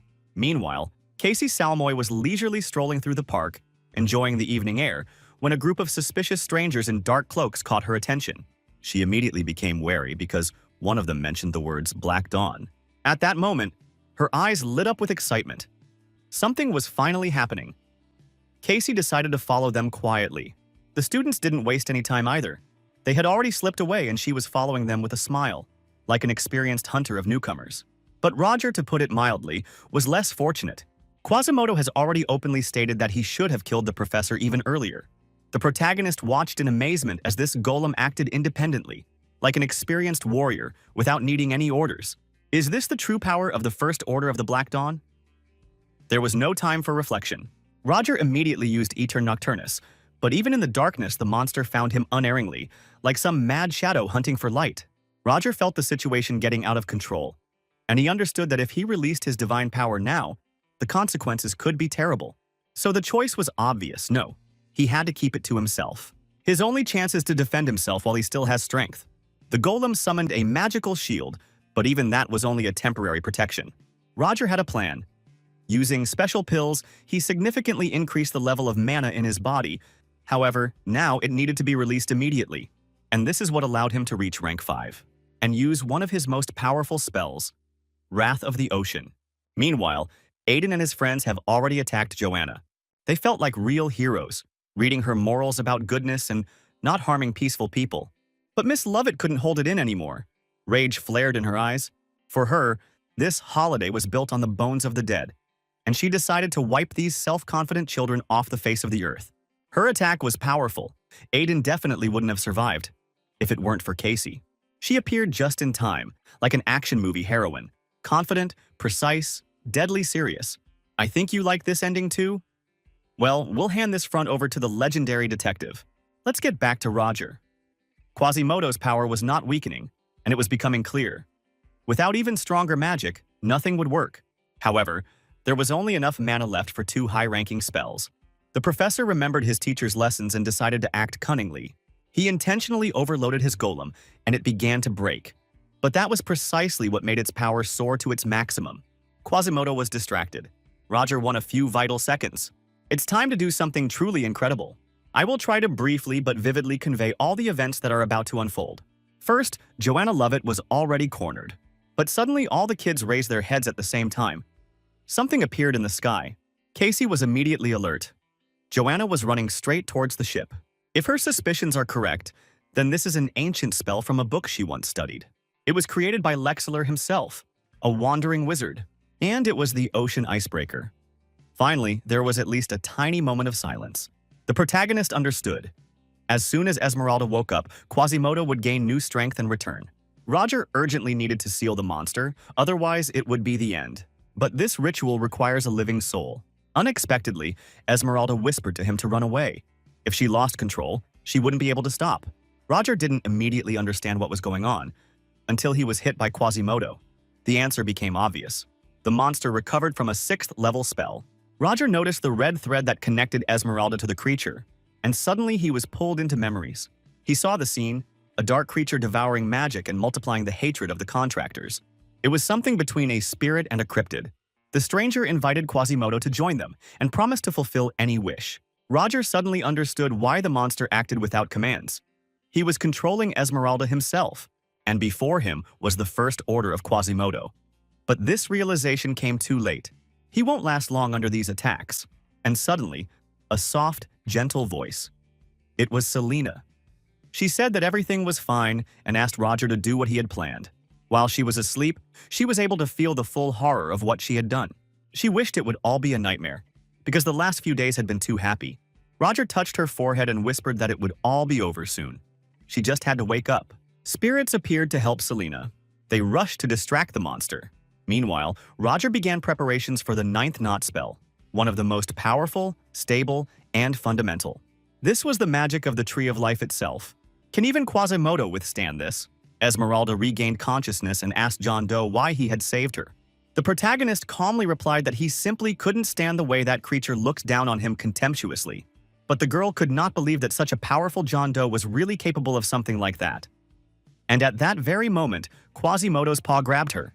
The monster hissed that he would drag them all with him to the grave, and demanded even more strength from Esmeralda. Roger urgently needed to break this terrible connection, and the solution to win finally appeared: to use the body of Crollo Fabius. However, Joanna unexpectedly appeared before them. She silently, without any further words, attacked the monster. And it worked. Quasimodo's strength weakened with every passing moment. The girl didn't have time to say a word when another participant in the drama suddenly appeared: Pierrot himself. After talking to Roger, he realized that he had to face the past face to face. He admitted that he had lost himself, but thanks to the spirit within him, he did not completely lose his way. But Quasimodo wasted no time. The fiery hands rushed into battle again. Pierrot, despite his own exhaustion, was able to blind the monster. And this brief moment, gifted by the artist, turned out to be key in this battle. Chains encircled the creature's body. The ritual was supposed to rewrite the old contract through the intervention of a stronger force. But Quasimodo, through the pain, still drew strength from Esmeralda. He roared that their bond could not be broken. That girl has already decided everything for herself. If this is what the creature so desires, she will give everything. Her body, her magic, even her own life, to give Selena her freedom. The monster couldn't believe that she was really going to die with him. But Roger managed to stop her. He severed this bond of souls, ruthlessly but decisively. The professor knew perfectly well that this wouldn't make things any easier. They all had to finally stop lying to themselves. And it was this act that gave rise to a true miracle. Thousands of souls that were imprisoned in Quasimodo's body were finally freed. Esmeralda could not believe her eyes. The inhabitants of the village were free, but she herself began to lose her physical shape. Her relationship with Quasimodo was too long. The girl was gradually becoming a ghost. Almost transparent now, she saw her younger sister's soul before her, and I realized that it was time for them to leave. Together, they dissolved into the light, leaving behind a dirty, broken, and cruel world. And Roger stayed. He knew that his path was still far from over, but he was sure that this day would definitely come. Piero finally felt that everything was over, but there was one last request left for the protagonist. Joni was to disappear from the academy grounds. She was to die for the Black Dawn tonight. She had to leave and never return. Piero promised to help. Thanks to his unusual magic, he could get her out unnoticed. So Joanna set off with Piero back to her native village, and Roger had a much more difficult task ahead of him. Professor Selena was still alive. Perhaps she and Esmeralda shared not only a body but also a soul. As soon as she opened her eyes, Roger asked her to wait a moment. The girl couldn't understand why she needed to be saved after everything she had done. Even if it was her other personality, the guilt still remained. But Roger remembered their promise to go to the festival together next year. That was the reason for her salvation. Even I was surprised by how nobly our protagonist acted. Professor Selena was moved to tears. She looked at the fireworks in the sky with childlike delight and also wanted to keep that promise. The students sincerely hoped that she was okay, although Casey Selmoy kept a close eye on Roger. Something was troubling her. The detective also noticed the disappearance of Joanna, a well-known member of the Black Dawn. Is all this just a coincidence? Thanks to the coordinated actions of Hans and Roger, all traces were destroyed. So, when the professor reports to the rector, he can consider the mission accomplished. But as soon as Roger sat down on the bench, his breath caught. A stranger just appeared behind him and praised John Doe for his excellent work. The protagonist froze. He didn't feel this person approaching at all, and the voice was strangely familiar. It was the same voice that sounded in Quasimodo's memories. And now everything became clear. Before him stood the Zero Order of the Black Dawn. This mysterious man arrived at the festival and accidentally got caught up in the maelstrom of events. He wanted to hear the truth about everything that had happened.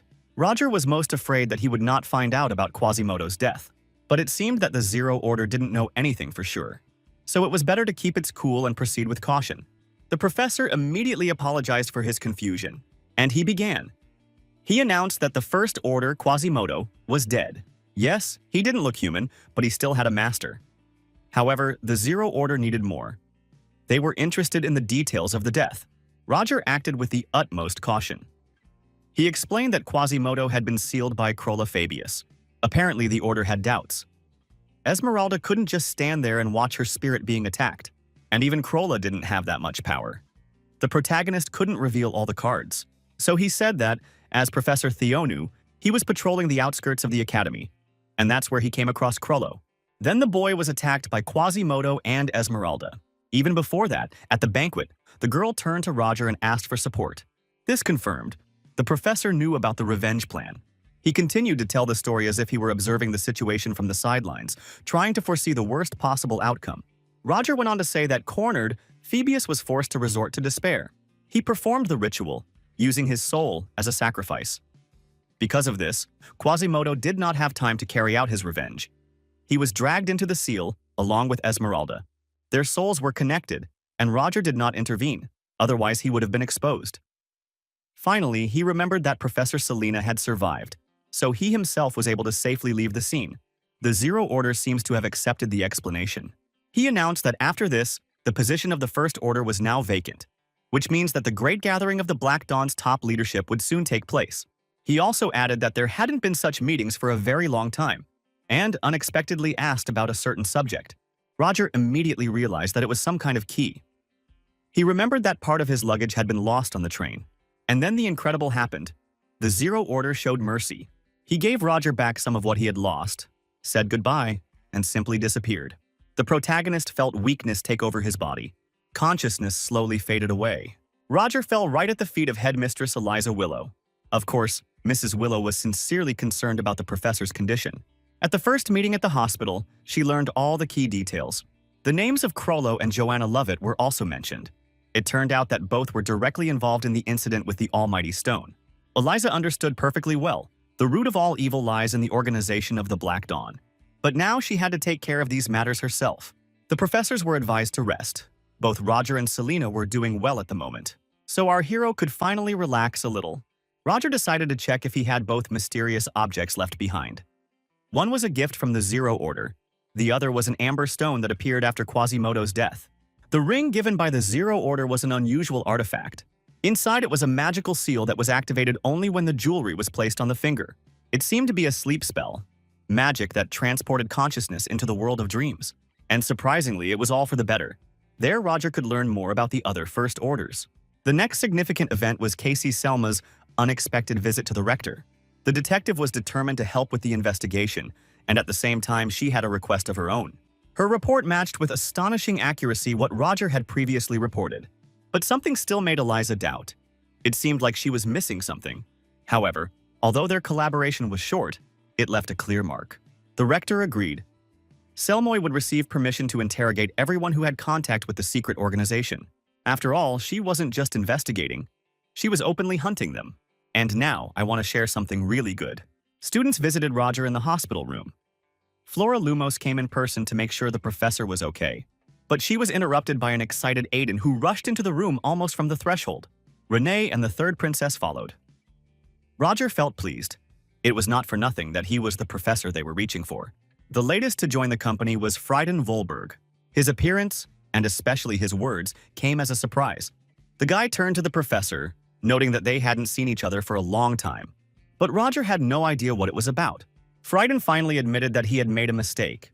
Perhaps he had indeed made a mistake. The girls didn't pay any attention to this, deciding that Volberg, as usual, was muttering something under his breath. But a moment later, Frieden asked to speak to Roger alone. The guy admitted.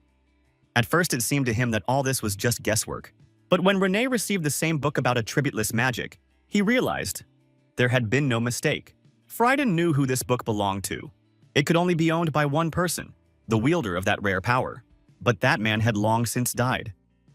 And only Roger could have passed the book on to someone else. Frieden directly hinted. After everything that had happened, he had no right to appear so openly at the academy. The protagonist understood. It was worth being more careful. It was better to hide his true essence. He remembered well who the Volbergs were, and therefore who Frieden was. And here the most important thing came out. The guy said bluntly, "It's time for Roger to tell everything he's been hiding." After all, he was the one who killed Renee's mother. Frieden demanded at least some kind of answer. Roger's silence troubled him. He wanted the truth. He wanted an explanation. But the protagonist himself believed that nothing needed to be explained. All this is just an echo of the past. Besides, he ended up in Theon not because of the events of 12 years ago. Frieden sincerely wanted to get to the truth, but Roger didn't feel like himself during the interrogation. His response was sharp. He said that the guy saw everything himself that day and decided to keep quiet. If he had doubts now, then let him do whatever he wanted. But the professor knew very well that Frieden would do nothing. He was too broken, although at the same time angry. When the boy saw Renee, he seemed to dare to tell her the truth. But it was worth looking into her eyes. And the memories came flooding back with new force. The words got stuck in my throat. He simply left without saying a word. Frieden couldn't tell Renee that the professor she trusted with all her heart had actually killed her mother and erased her memories. Without evidence, it would sound absurd, and it would also break her heart. He just didn't want to hurt her, and Roger himself didn't look calm. He didn't want any of this to happen either, so that the past comes back to life. So that old mistakes burn again like fresh wounds. To distract himself a bit, he immediately contacted Hans. He wanted to talk about the festival. The fire was blamed on a technical malfunction with the fireworks to avoid unnecessary noise. Several members of the Black Dawn had been captured and were currently being interrogated by Casey Selmoy. The situation was being resolved within the academy, so we could breathe a sigh of relief. However, Roger asked Hans for a personal meeting. There was one important topic. So far, everything was stable with their business. But recently, competitors have started to stir things up. The protagonist didn't immediately understand what was going on, so Hans explained directly. When a business grows, there are more enemies, and they try to put a damper on it. But this time, something strange happened. The previously annoying rivals suddenly disappeared from the radar. And Hans already had his suspicions. Everything pointed to the Silver Sun, a once small gang that had grown into a real mafia corporation. They interfered in the affairs of merchants, removed undesirables, blackmailed and profited from other people's problems. Hans's rats had seen several competitors enter Silver Sun headquarters. Roger understood everything, and he promised to be especially vigilant. However, Hans still noticed that something was wrong with his brother. Roger was nervous. His leg was shaking on its own. His face was covered in cold sweat. And at some point he remembered. He had forgotten something incredibly important. His mistress. She could have found out where he was. She could have woken up, and it seems she has. She smelled her own blood. After all, it was the blood he had used. The blood the student had stolen while running away. And he used it without thinking about the consequences. She taught him well. So why did he risk it? It seems Roger was pretty pressed for time to take such a step. And the lady, she was pleased. She knew that now he wouldn't run away, and she was sincerely waiting for her favorite student to finally make her truly happy. Hans couldn't believe his ears. Could his teacher really be the god of death himself? Roger just shrugged and confirmed with a smile. Something very similar. It was she who taught him all those tricks that now amaze others. And Hans, naive, considered his brother a self-taught genius. However, Roger reminded me that most of the techniques were just adaptations of other people's ideas. He never sought to make a social achievement out of it, because even what he managed to create rarely delighted his teacher. Hans was amazed. If what Roger had learned was already a dream level for most magicians, then who was his mentor? The protagonist declared without emotion, "She is a real monster." And it was because of her that he teetered on the brink of death more than once. A few days passed. Roger had business on King Street, where he had not appeared since the Esmeralda affair. His thoughts wandered in the clouds until his eyes suddenly focused on a familiar figure. Priest Bradus. What were these creatures doing in Leatherwake? It was bad. Very bad. However, there was no time. The protagonist was in a hurry to Violetta's clothing store, known as Verdi's house. The street was bustling with life. People were full of enthusiasm, and Roger briefly shared this with his friend. However, she immediately became wary when he mentioned the meeting with the leader. What? Is this the case again? Violetta knew about the problems with competitors, but hoped to solve everything on her own. But lately, suspicious types have been increasingly hanging around the store. Roger wanted to hear more, but their conversation was suddenly interrupted by news. There had been an attack. The factory was set on fire. The fire spread at a furious pace. And then something strange happened. The stone left behind by Quasimodo began to glow dimly. He began to consume the flames. The fire has stopped. But now the main thing is to save the victims. When Roger was told that Dion and Mastella had disappeared, his face turned pale. You may not remember them, but they were his loyal allies.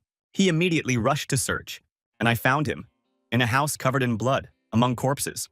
Poor Mastella lay beside Dion's dead body, explaining in a trembling voice that a stranger had broken into the house.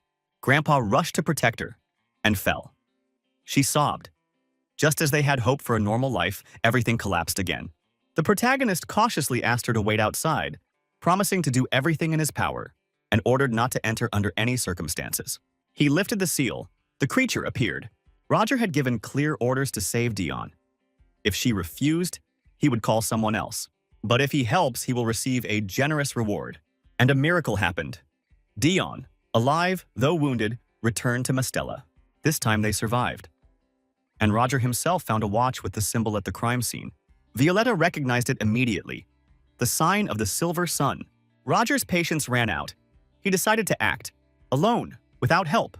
Like a wild beast, he burst into the den of the scoundrels and instantly killed one of the guards. And when they asked him who he was, he replied that it was Jack. Roger reached the palace without any obstacles, swiftly, like a shadow. His goal was clear, to meet with the head of Silver Sun. And it seems that he was already waiting for the Lord of the Alleys. Carlin had deliberately made a fuss since morning. He knew it would force Roger to show up in person. He greeted the guest with a sly smile and asked if he liked the gift. After all, they said, there was so much screaming at that factory. The protagonist sat down silently. He hadn't come to chat, he just wanted to hear his enemy justify himself. But Carlin seemed to be deliberately trying to anger him. He even felt scared. The pressure that filled the room was inhuman. And he still thought that Roger just had a strange nickname. But despite his fear, Carlin didn't stop. He started talking nonsense, saying, how could such a simpleton be able to rise to power on his own? He urged Roger to stop pretending to be a hero and just surrender. In response, he even promised to recall the guys he had already sent to the alleys. Roger didn't argue. He simply stated briefly and bluntly that he was shocked by the man's low standards. And he added that violence is normal for them, but now they will have to answer in full. His personal team was already dealing with the attackers on the streets, and the protagonist himself instantly assessed the situation. He was surrounded by all the fighting forces of the Silver Sun, and then Roger just disappeared. Carlin was exhausted, and strange things started happening in the room. Black tentacles stretched from the ceiling, like shadows from a nightmare. They targeted the guards. Roger, from across the room, calmly asked Carlin, does he believe in God?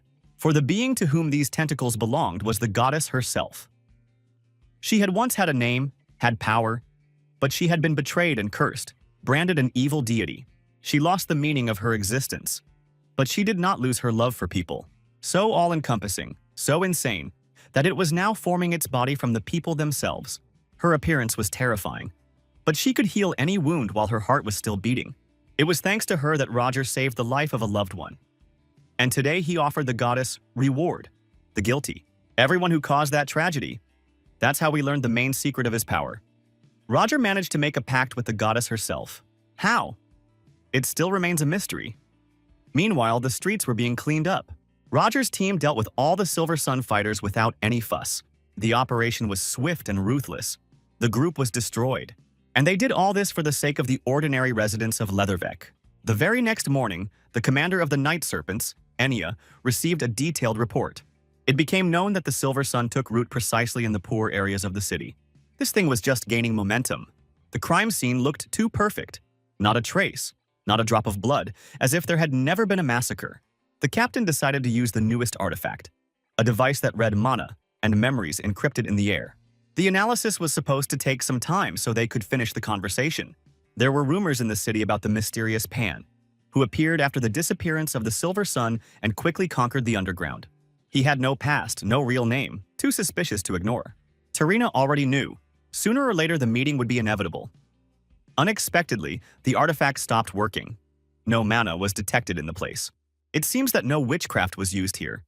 According to available information, Silver Sun had about 100 guards, traces of which were discovered the day before. But they all disappeared without any explanation. Magic? Maybe. But for now, the investigation has reached a dead end, and Tarina has decided to act directly. As the team was about to depart, the captain drew her sword, ordering the stranger to step out of the shadows. A familiar female voice answered her call. Casey Selmo appeared before them. She was sincerely happy to meet Tarina and her assistant. Together they had once fought the Beast of Jevadan. However, the Night Serpents reminded us that this was a crime scene, where outsiders had no place. Selmoy just smiled. Her status as a national detective allowed her a little more than ordinary agents. She admitted that she couldn't help herself, it was too interesting. And of course, she was most interested in the artifact with mana. Tarina just sighed, not objecting as expected. Casey promised to return soon. But for now, the snakes headed for the slums. Hans's rats overheard every word and immediately reported everything to the owner. Roger knew that Tarina was not to be fooled, so it was better to meet her in person. Moreover, he was ready for it. When the captain arrived at the scene, she was surprised by the change in the slums. Something in the air had changed, but people still cast wary glances. Unexpectedly, Violetta approached the group and introduced herself as their leader. The night snakes were shocked. They already knew about their visit. They headed for the fake hideout created for such uninvited guests. Roger appeared before them as Mr. He warned them that he had burns on his face and asked them to ignore it. At Tarina's request, he gave his real name, obviously a fictional legend, which the captain immediately sensed. The biography sounded too smooth, as if it were being read from a memorized cheat sheet. But then the conversation got to the point. The disappearance of the Silver Sun. Roger was genuinely surprised why suspicion had fallen on him. After all, many members of that organization had dark pasts. Wasn't the disappearance of such people a tragedy? Why had the Night Serpents suddenly become champions of the criminal's honor? Tarina reminded him that if the suspicion had been serious, her sword would have tasted his blood long ago. The protagonist thanked her for her attention, unexpectedly calmly, considering the threats. This struck Enya. If this man wasn't afraid of even the cruel captain, then he definitely wasn't simple.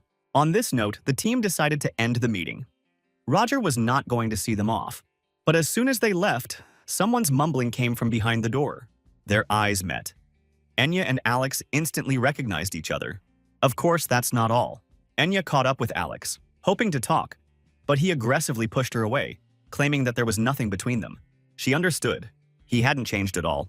Only when the girl left did real sadness appear on Alex's face. However, all his comrades were already standing behind him. Although the hero wanted to come alone, the situation turned out differently. Faced with a surprise, the boy decided to tell everything.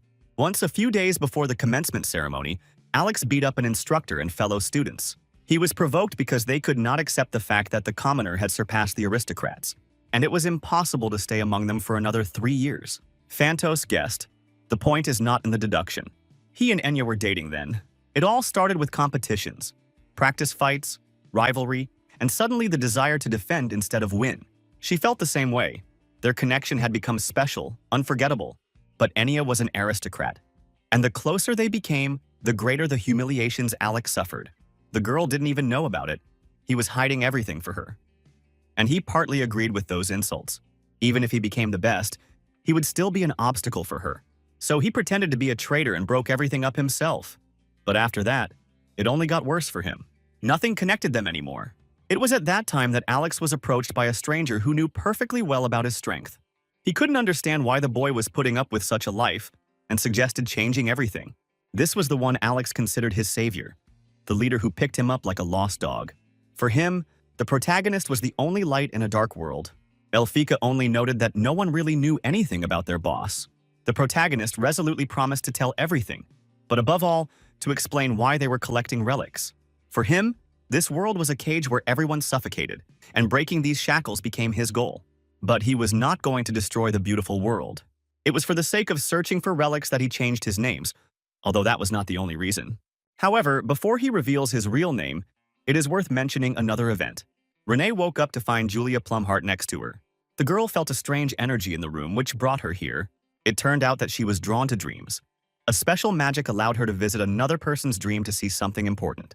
Julia tried to find out if Renee had dreamed anything unusual. Renee recalled memories from her past youth, peaceful but with a touch of sadness. Plumhart assured her that it was not just a dream, but a flash from the past, an echo of a once-sealed reality. She wanted to repeat the dive, but she couldn't. Even magic proved powerless. This meant only one thing: the memory was a part of her own life, hidden by someone on purpose. To break the seal, Julia asked him to remember at least something specific. Renee remembered the name, Heathcliff. And that's exactly what the protagonist finally called himself. Heathcliff Van Bredis, a descendant of the royal dynasty of the Holy Nation, the son of the previous monarch. Plumhart was unable to pinpoint the identity. The memories were too vague. She was missing details, and Julia's body was beginning to disappear, indicating a quick awakening. Renee wanted to talk to her later, but for Julia, it was a sudden impulse that brought on strong emotions. And if she ever wants a sequel, you'll have to pique her curiosity again. Meanwhile, the protagonist group was feeling dizzy. No one could understand how they ended up being related to a descendant of the imperial dynasty. However, the hero's incredible abilities had nothing to do with his title. He only inherited obsession from his father. But the real reason for the disguise was much simpler. He was hiding from his family in order to stay alive. The former emperor had long since lost his sanity, and from the moment the question of an heir came up, all efforts were directed towards his removal. And just recently, the nobility of Bredis suddenly became active after 20 years of silence, electing a temporary king. After such a shocking truth, it's worth taking a breather. Detective Casey Selmoy continued her own investigation. First the werewolf, then the attack on the auction, then the awakening of the beast of Gévaudan, and of course the appearance of the Black Dawn in Theon. All of this pointed to strange events that were rapidly unfolding in Leatherwalk. But Casey's main target is the Black Dawn. After a series of interrogations, she found out where the key figures were based, in Valtunel. And that's where Moriarty was probably waiting. Roger had no less to do. Gray-haired woman selected the most important news, and an invitation to the Mystic Night appeared. An annual gathering of wizards from all regions. It looked as if the combined association of the old and new magic towers had decided to invite the protagonist as well. At that time, the magical community was divided into 3 camps. The Old Tower, supporters of tradition and magic for the chosen ones. Nova combined magic with science. The third is an association of independent researchers with a completely different approach. Roger himself did not support any of them. The conversation was interrupted by the appearance of Professor Viorano. He came to find out about Sedina's decision, who, without going into an explanation, gave a brief answer and abruptly left the office. The professor only guessed that she didn't seem to like him. And yet, Viorano was genuinely concerned because he saw something in her that was similar to himself. He finally confessed. Sedina's unusual ears indicated her elven origin. This news made Roger think seriously. The protagonist immediately went to the girl. She worked in her own greenhouse. Flowers were her passion. Roger reported Viorano's words and also promised. If Grey-haired wanted to return to the elven community, he would arrange everything. She would have nothing to worry about. The girl wanted to apologize for hiding the truth, but it was Viorano who had confessed it, and now she wanted to stay by his side. In response, Roger admitted that he too had a secret. He briefly stated that he had no connection to the First Order. The news that Grey-haired was a half-elf came as a real shock to the protagonist. Her last name is Roshan, which meant that her father was an aristocrat and her mother was an elf. During the race wars, there were rumors that the Roshan family had enslaved elves. If true, then the girl's origins were tragic. Roger asked Professor Viorano carefully what it was that he had suggested to his assistant. It turned out that the professor wanted to save her from her family and take her to the elves. Because among humans she was looked down upon, and in the community of half-elves she would feel freer. However, Roger understood that if Viorano had no real influence, he would not be able to protect her even among his own people, because she was half-human. But it turned out that the professor was no ordinary man. He was the elder of the community, the head of the Dentist clan, one of the 7 roots of the World Tree. His clan protected not only elves, but also those who grew up far from their homeland, such as Grey-haired. But the protagonist could not influence her choice. But Viorano had a strong argument. The girl trusted Roger too much, so his support was critically important. That is why the protagonist decided to reveal his secret. Sedina's reaction was sharp. She didn't understand why he had lied for so long. Roger was sorry. But I wanted to hear one thing. Whether she followed the First Order because of the calling of her soul, or because of him. The girl admitted that it all started because of the Black Dawn. But why is she still with him? Even though he lied, he honestly admitted that now it was her turn to choose. And Roger will accept any decision. But he knew that her true motive was revenge on her family, and Dawn had simply used her. Gray-haired woman decided to approach the First Order herself, because she always felt superfluous. She didn't like Black Dawn, but John Doe saw something genuine in her, listened and praised her for the first time. Gray-haired woman cried, but did not leave. She didn't know what to do anymore. Roger advised them to just act as they had before, as if they were still part of the Dawn. From that moment on, he needed all the most detailed information. He wanted to destroy the Black Dawn. In addition, Roger decided to trust even more. He introduced the girl to his friends. Gray-haired was a valuable ally, an incredible sorceress, and a true master of gathering information. She was on their side now. Roger also wanted to hear news from Hans. 3 fragments remained to be found. One of them could simply be in the capital city of Lindenbrunn, and another could be in the Debok Fortress, which belonged to the Exilian Empire. And with Sedina's help, they can do anything. And now that Theon has a loyal ally, things will finally move forward, and they will be able to put an end to the history of the Black Dawn. A few days later, the protagonist went to Valtanul. There was an abandoned factory there. The place was familiar to him, but figuring out exactly where the Black Dawn was hiding was not easy. Roger immediately caught a suspicious smell of chemicals in the air. It seems these freaks really did have laboratories with access to the sewers. Casey Selmoy unexpectedly appeared behind him, wondering in surprise what Professor Roger was doing here. The protagonist briefly explained that he was investigating an arson attack at a festival. As it turned out, Casey had the same suspicions. What's more, she sensed a familiar presence while she was wandering around, because her business card was still with him. Casey said without hesitation that she didn't buy into this nonsense. She had been waiting for him here because she was sure he would show up. And the fictional legend only made her convinced that it was not Roger who was standing before her, but James Moriarty. The protagonist calmly dodged her attacks. He was ready to break her neck, but Casey prepared a counterattack. But suddenly a mouse ran past his leg, and the detective's spell instantly disappeared. As it turned out, she was terrified of these creatures.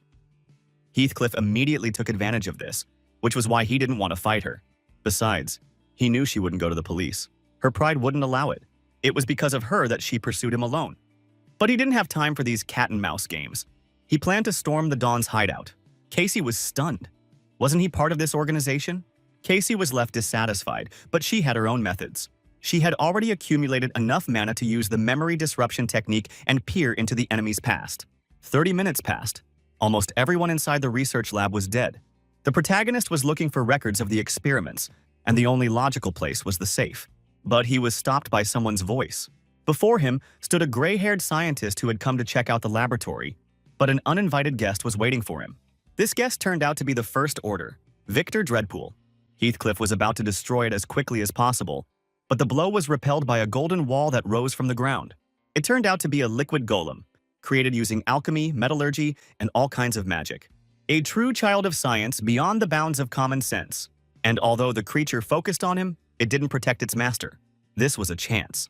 The protagonist activated a powerful technique and broke through to the scientist. But his attack was stopped by another monster. And then Heathcliff realized that it was some kind of spatial technique. Before him stood another First Order, Verum. Victor Dreadpool was sincerely glad that the Baron had saved him. Heathcliff quickly assessed the situation. This guy was too skilled. Was he really another First Order? Two such monsters at the same time. This was definitely not what he had planned. In addition, Dreadpool immediately understood what spell Roger had used. A spatial leap. The scientist dreamed of solving this secret. But suddenly the Baron unexpectedly attacked the protagonist. Dreadpool didn't hide his displeasure. He wanted an answer. But Verum reminded them that they were dealing with an outsider, and the doctor simply lost his guard. Despite this, Dreadpool still hoped to take him alive. A rare specimen. The protagonist was shocked at how powerful these two turned out to be. It was simply impossible to approach them. The only way out was to retreat. Heathcliff activated the magic of the Eighth Sphere, the Heed technique. Both First Orders survived, of course. However, a surprise awaited Dreadpool. His safe was empty. The Baron didn't understand why he had taken everything and what he was looking for. The protagonist, although he regretted that those monsters did not die, still achieved the main thing. He received a complete data archive. Everything that the Black Dawn once researched. Smokeless gunpowder, experiments on humans using the power of beasts, and also a report on the work on automatons that was carried out in the Kingdom of Delica 3 years ago. These memories still haunted Roger. It was there that he met an exceptional boy. Who would have thought that Dawn was behind all this? But his thoughts were interrupted by a knock on the door. The rector personally visited the professor. Eliza intended to recommend him for the position of Dean of the Academy, a very influential and weighty role in Theon. She believed that Roger deserved it, because he had done so much for the Institute. However, one recommendation was not enough. Now it was time to prove your competence. The protagonist confidently assured that 1 week would be enough for him to prepare. He has been working on an important project and will soon complete and present it. After that, I immediately went to class. Meanwhile, Renee decided to approach the professor. She couldn't understand something. Every time I looked at him, my heart clenched with a strange feeling. It was as if someone from her past was standing before her. Heathcliff? The protagonist felt as if he had been electrocuted. The professor calmly asked what Renee had just said. The girl immediately started apologizing. She said she hadn't slept well, so it happened by accident. Roger only advised little one to take better care of herself. Sleep and studying were important. Renee was glad that she wasn't asked any unnecessary questions, although somewhere inside an uneasy feeling arose. Meanwhile, Heathcliff posted an advertisement for a scientific project. The research topic concerned synthetic methods of enhancing mana. If everything goes well, the position of head of the dean's office will be his without any competition. The rector still couldn't figure out who Professor Roger really was. And the protagonist was thrown off track by a name that suddenly escaped Renee. It seems like she remembered almost nothing, but it's still worth being careful. She can't remember anything. Moving on to the more interesting stuff, Roger recruited 6 participants for the study. Everyone had to sign a document of complete confidentiality. Julia Plumhart decided to take this opportunity to be close to Sedina. After all, they had been friends since childhood, and it was Julia who first opened up to her. But over time, Sedina began to distance herself. Plumhart could see the colors of others' dreams, a reflection of their emotions. Dreams change slowly, so moods don't lie. But after their meeting in Theon, the colors of Sedina's dreams became disturbing. She was mired in darkness. But something had changed that day. Her dreams, while not vivid, were brighter for the first time in a long time. And the only one who could have had such an influence was Professor Roger. But how could he, if he didn't dream at all? That's why Julia was so eager to restore their connection. Before the experiment began, the students' mana levels were measured. Then, 1 dose of the drug is taken weekly. But at the start, there were side effects.